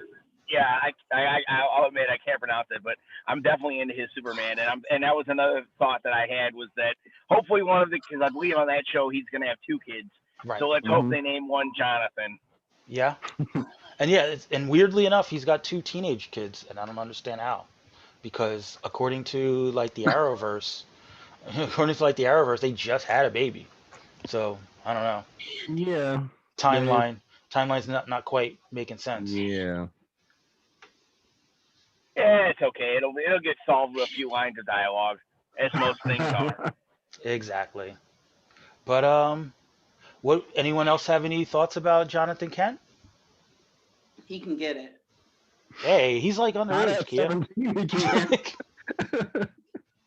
He So can. am I. So do you? I just turned So do you 12. work as a teacher? Yeah, didn't you see that new show that came out? It was about me. Kia Laterno over here. Our Kia. Yeah, I wish I could mold young minds.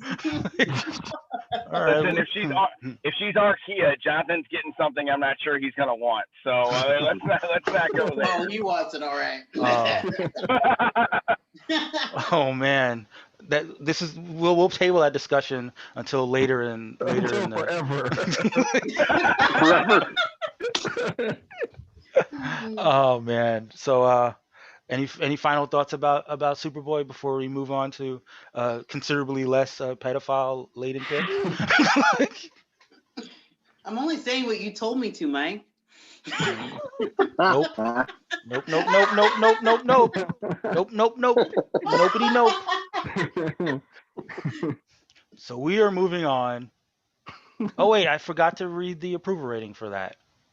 The approval rating for Jonathan Kent was 62.5%, meaning 37.5% strongly approve, 25% somewhat approve, 18.8% somewhat disapprove, and 18.8% strongly disapprove. And I don't understand who's out there strongly disapproving of Jonathan Kent staying white.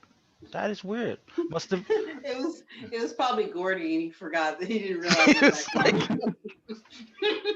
that Listen, I'm mad. I will say that I definitely strongly approve all my own picks. But but I mean, I think about 60% is about the max approval rating I'm gonna get for non-Colossus. So I feel pretty good about this. All right. I mean, yes. I mean, it's higher than Trump's approval rating. You can say that. So. If nothing else, Hey, don't talk about my hero. At least we don't have to worry about John Henry Irons getting snatched up because DC sucks at the black and brown characters getting any shine. So at least you don't have to worry about him being stolen from the black delegation. I mean, you say that. You say that, but there may be one coming down the pike. I do pick third in the next round. That's right. That's right. We're gonna remember this conversation. We're gonna play it back. Play it back next week. Remember when he said? Exactly. So that brings us to the eighth pick of round 7, which is the Jewish delegation, who selected Zatanna. Now, who here is a big fan of Zatanna? Me. Nice. So, only one. So, what are your thoughts of Zatanna and the Jewish delegation for the second year in a row? I mean, the second season in a row. I think they're low key obsessed.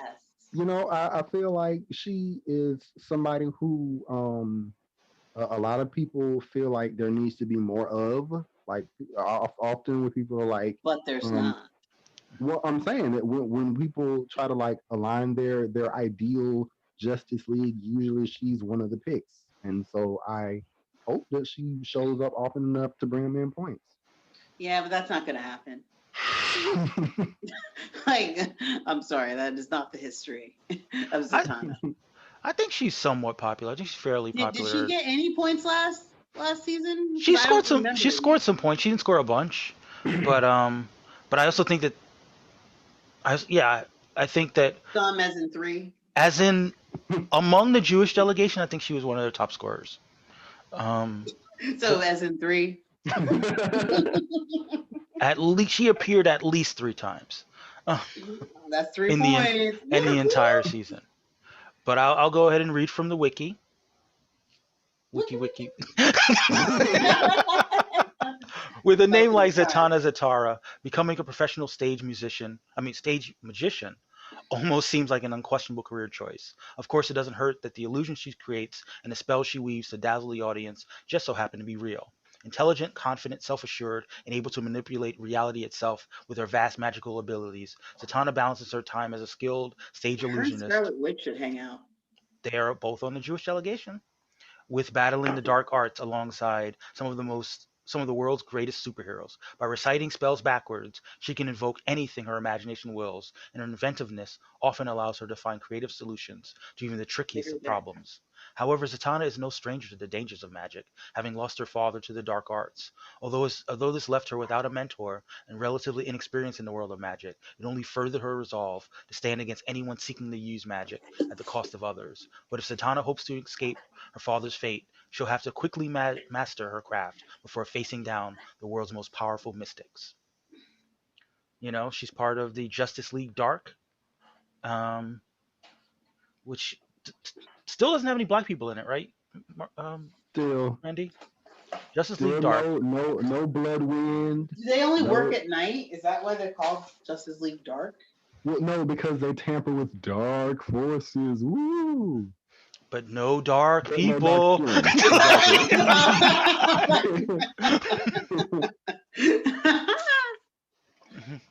Justice League Dark is like when there was like Baywatch Nights. Yes. Wait, there's Baywatch Nights? Oh yeah, a supernatural cop show starring David Hasselhoff that was in the Baywatch universe made no sense. Yeah. I love Hasselhoffing people. Like, leave your computer open. I'm going to put a Hasselhoff picture right on your background. Nice. That's what we did before Rick Rolling. Or So Bernie yeah. Sanders. Oh right. Anyone else have any strong thoughts about Zatanna? I think she's going to be a better source of points than we think, because I think that they're going to put those Justice League Dark stories in the back, as like the sub story in Justice League. That's right. So Yeah. I think she's going to be popping up more than we expected. She might even outscore America Chavez. I don't know, but it's gonna be close. Well, I hope not. Strays. Catching strays. Oh, I was wow. like, was this gonna be a Krakoa shot? No, Chavez. Wow.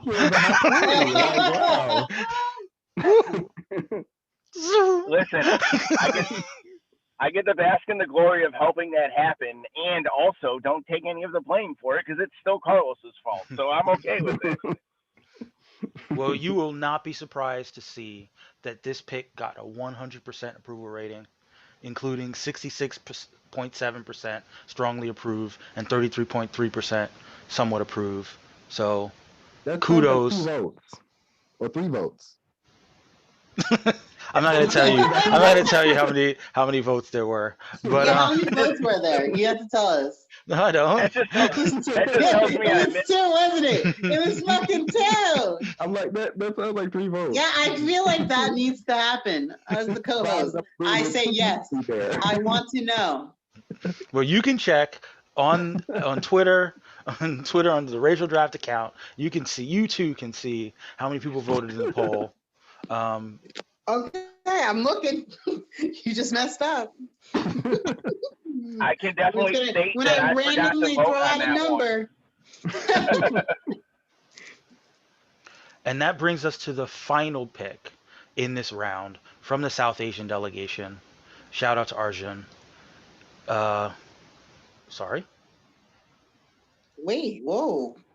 Didn't Arjun already go? No. The South Asian delegation, Slade Wilson, aka Deathstroke, was drafted. Really popular character.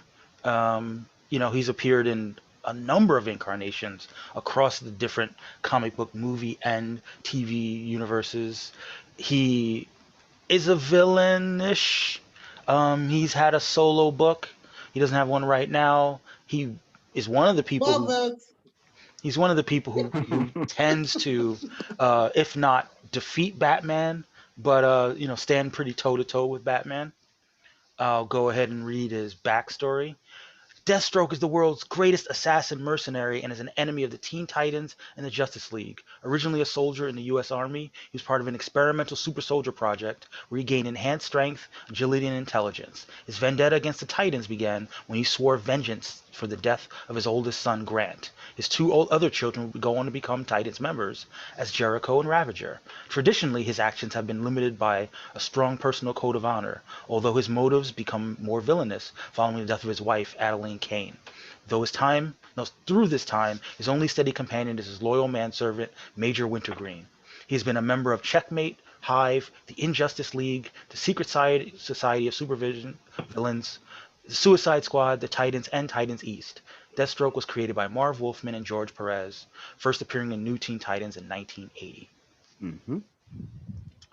One of the things that I've always found interesting about Deathstroke is I think his best 2 iterations came outside of comic books. I think Arrowverse Deathstroke and Young Justice / Teen Titans Deathstroke, which in my head is always the same character. Well, I think original Teen Titans Deathstroke was pretty cool too. Yeah. Yeah, and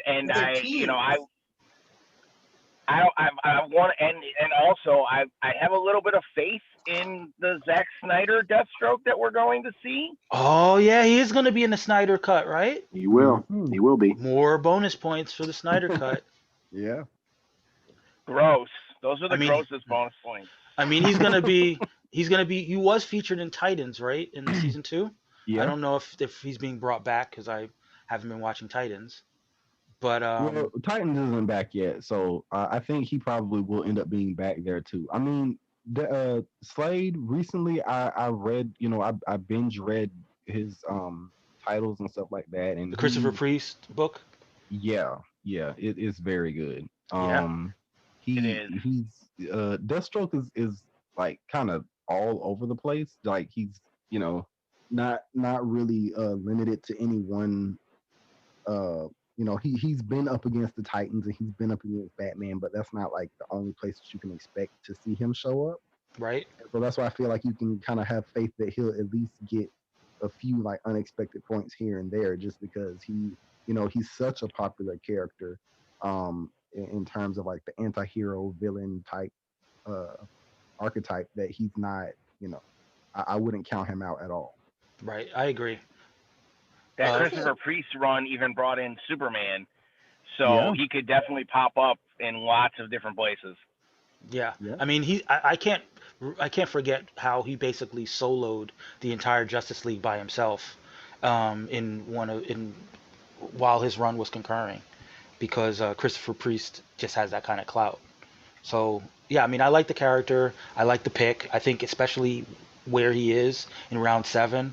I think it was a strong pick by the South Asian delegation. Unfortunately, we didn't get a fan Strongest casting. pick of the round. What did you say? Strongest pick of the round. Wow, that's bold, Kia. So you're going. That sounds wrong. What?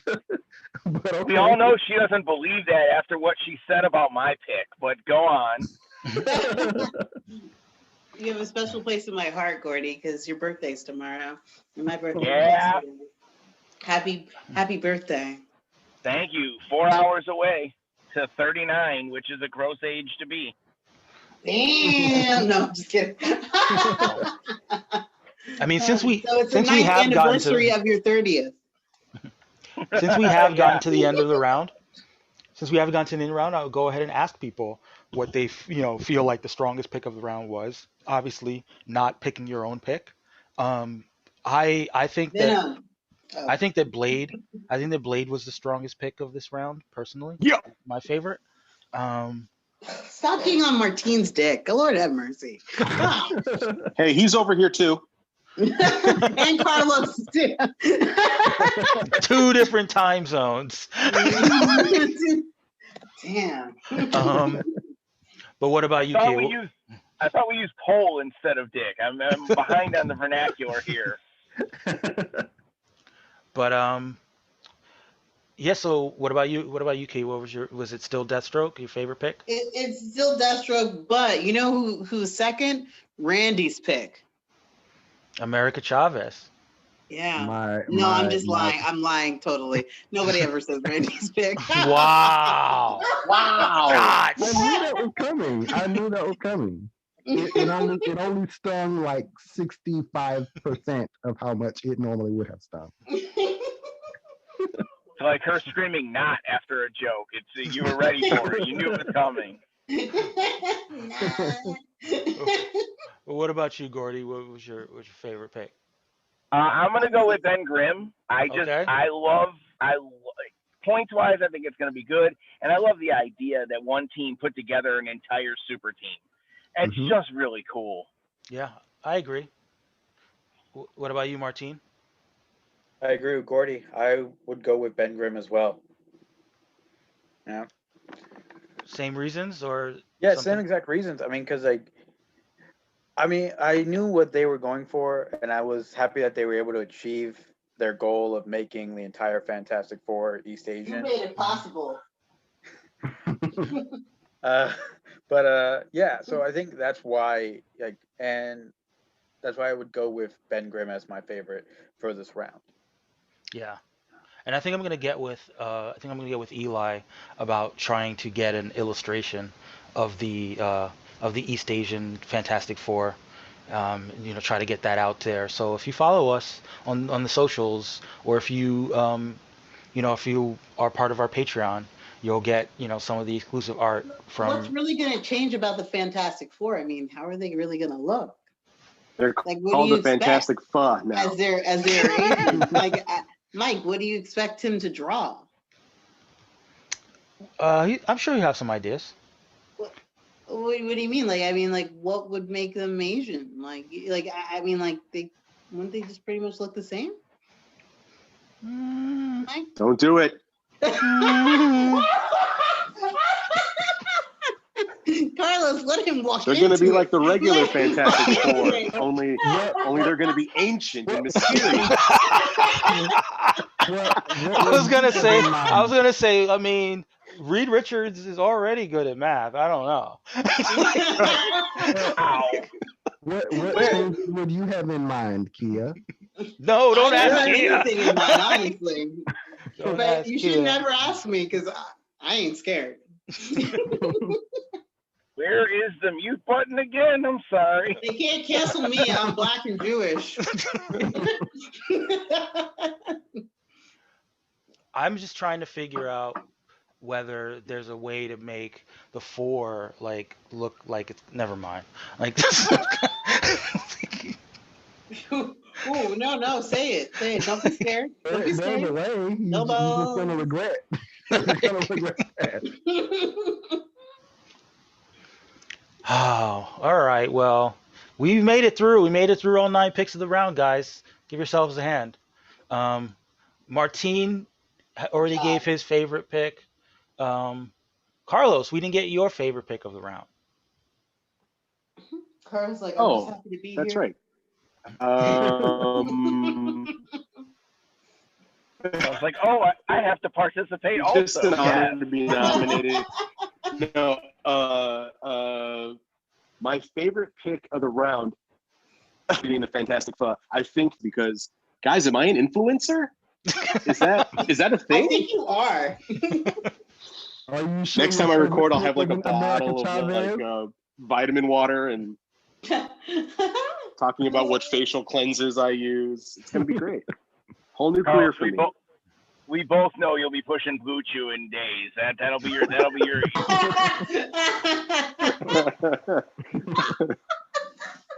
No, I hate those commercials so much. And Randy, did we get your It doesn't favorite? work for me. Did we get your favorite pick of the round? My favorite pick, I would say, is. Did your favorite pink? Did you say favorite pink? I would have to try to say Blade as well. Just because like they I don't know, the backstory is the backstory is usually what sells it for me.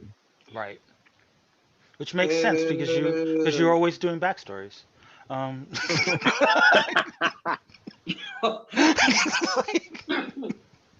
I love that the Marvel wiki Right, for your Blade is backstories would be. Don't worry, Randy. Don't take that shit. Your backstories would be denied anyway. You know how Mike is. Oh, I love that the Marvel wiki for Blade is like backstory. he uses blades. That's how his name is Blade because he uses them. Yeah, like if it was like Blade is known to use his trusty baseball bat. Like, it would be more mysterious. Exactly. I can admit that while reading the backstory for Blade that Martine produced, I did not think From Dusk Till Dawn at all. And I've seen that movie 100 times, and I didn't get the correlation. So no, I picked up on you just thought strip clubs and Aztec temples was like a trope of many I was like, oh, vampires and strip clubs. That like, I can be 80 years old and I'll know exactly what you're talking about.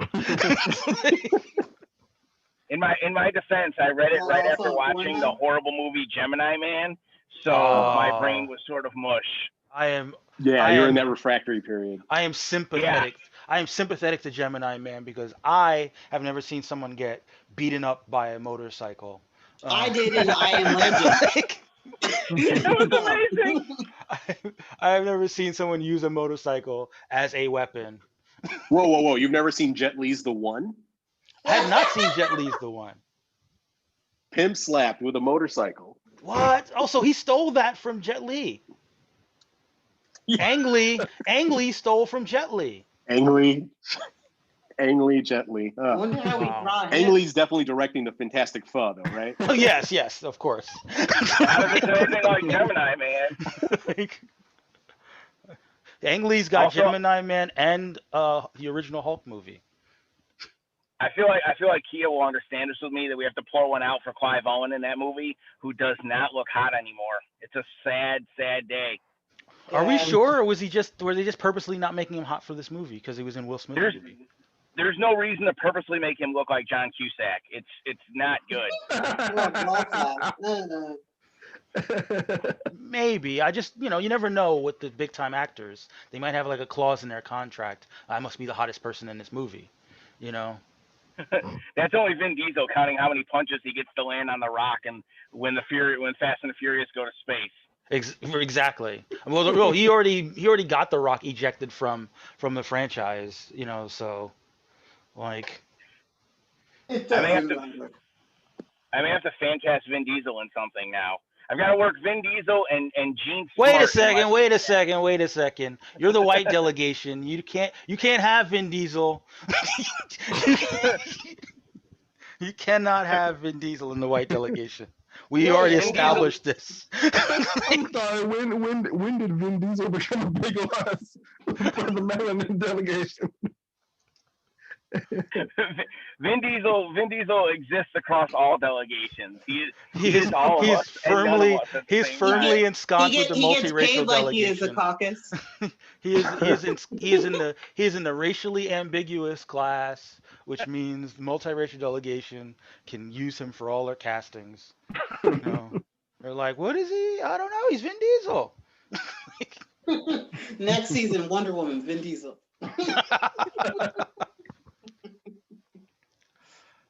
But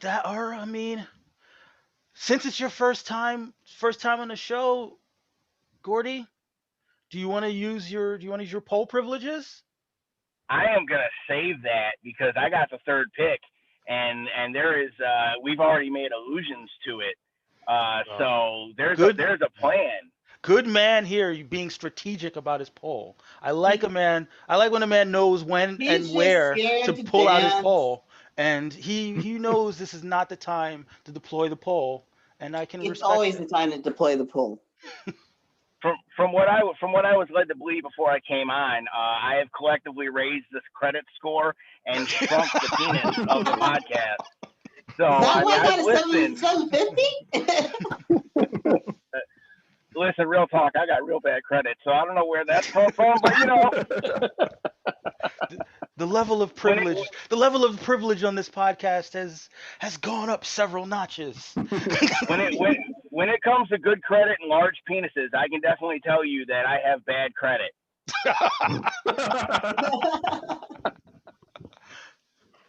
Oh man. Well, this was a great one, guys. I think we should probably wind it down. We've been, bantering for quite a bit. We'll start with you, Gordy, giving us some final thoughts. That was my thought. I am happy to be here. I am happy to be a part of this. I think it is fun, and I am trying not to make everyone evil, but we will see White Power Man Luke Cage's backstory soon, Oh, and that pick will be justified. But yeah, It's already justified. and I'll put this challenge out to the Native American delegation that you pick before and after me, and I will start claiming these auto picks.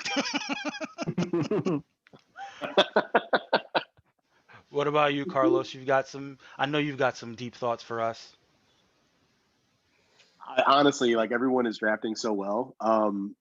Last season, like as you guys know, I binged season 1 in a week, and I was just like screaming, like, "What are you doing?" This time, obviously there are some auto picks going on, but for the most part, I'm crossing off a lot of names that I wanted, and that's a good thing. Ultimately, it means that there's going to be more competition for second place when we're running away with first. Carlos, isn't it nice that you don't have that much competition? Isn't it nice, Carlos? Isn't it nice? I just imagine Kia with the iPad going, and I took that personally.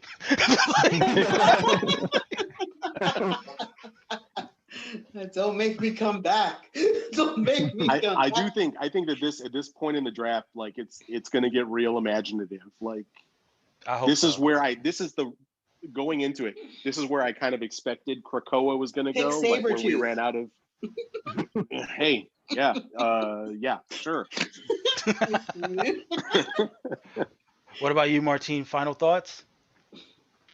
I mean, not really. I mean, it's just like I'm having fun. I'm enjoying people's picks for the most part. Uh, um, Shade. well, I mean, like You it's said hard the to most like right. How dare it's you? hard to really approve of a pick when it's an auto draft, you know? Right, I got it. You know, Yeah, I'm like trying. I'm trying with the auto draft. but no, I think this is gonna. It is. I agree that this is when we're probably gonna see some of those more unlikely characters. Um, and if you what? And then if you've been drafting like pretty well, then these are the times when you're just like, yeah, fuck it, you know. Hmm. You could be, or you could not. Yeah, hypothetically, if you were say leading the Latinx delegation. Yeah. This is where you can get weird. Yeah, if you're scoring consistent Batman points, you know, you can probably punt on a couple picks. But what So about you, Randy? Well, I'm gonna try to familiarize myself more with the comic league points lineup. You know, draws up.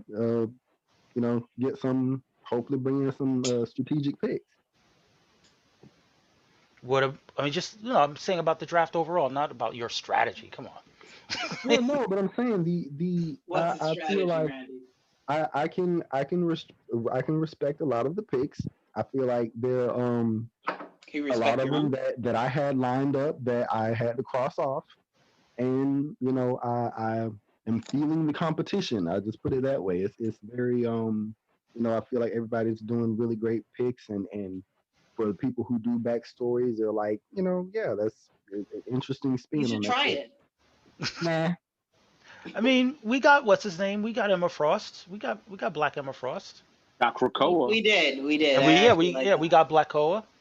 You know, We there's would have gotten Professor Xavier, but somebody had to lean on my pole. So, isn't it? You gotta be careful when someone's leaning on your pole. You're totally about Things to could get get Professor bent. X in Things this could get round. bent Come out on. of shape. things got very uncomfortable. I'm I am a little surprised at the talent that's still on the board. Honestly, Yeah. there's some players, and Yep. we'll see what happens in the coming rounds, because yeah, so there's some characters that went fairly early last season that are Hmm. just sitting out there, and Yep. very curious to see whether things change in round 8. Um, as far as other stuff, I'm hoping, fingers crossed, we're gonna get some good picks from the Native American delegation, because those auto drafts, that auto draft list is getting pretty short, but now that the Fantastic Four is off the board, I want to see what happens with the East Asian delegation, and of course the South Asian delegation. Coming on the heels of the Deathstroke, I want to see what's coming next from them. But Hmm. I'm looking forward to it. Round 8's gonna be strong.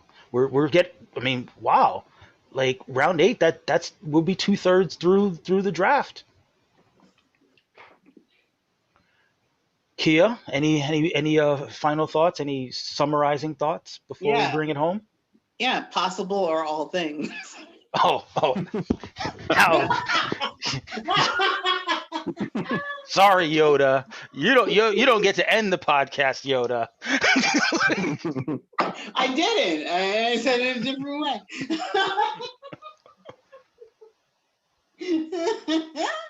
That's about it. Well, as always, you can find us on the various social medias. You can also find us on all the podcast platforms: Apple Podcasts, Google Podcasts, Spotify, Anchor, Breaker, Just name wherever you get your podcast. We're there. You can find us at Racial Draft Pod on Twitter, at Racial Draft on Facebook. You can find us at racial.draft on Instagram, where you can see the artistic renderings when Eli gets those together, and you can also see all the characters that we've picked. We're about to be starting a YouTube channel where you'll be able to see clips of our show and maybe even see some of our smiling faces. Not And not, mine. I like Yeah, how he's scared. when your image came He's up, scared. He's scared. it was you side eyeing us. It's pretty. Um, so yeah, look for big things in that front. As always, talk to us. We'll talk back. You know, whether it's Not with good. whether it's with your mouth or with your fingers, make your presence felt. Um, Wow. How did you know my senior quote? I mean, we're here for your Can I- feedback, is what I'm saying. Can I immediately vote against the tagline?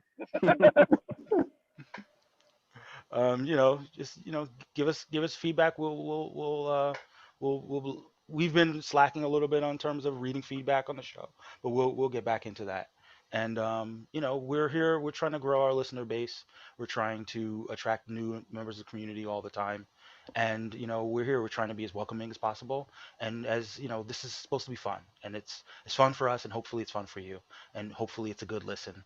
And if So it's she's not, a- if there's things that we can do to improve, we're always looking to improve. So to that end, I'm pretty perfect. everyone but Kia is looking to improve because Kia is perfect. But those of us who are not, we're trying to do our thing. It's 2021. It's a brand new year. It's a brand new presidential administration. Praise God. And there we haven't signed any executive orders yet, but things are going to change. Some of the old things are being left in the past. So on to that end, we're boldly looking into the future, boldly looking to big things for the racial draft. And until next time, Kia. All things are possible. Ah!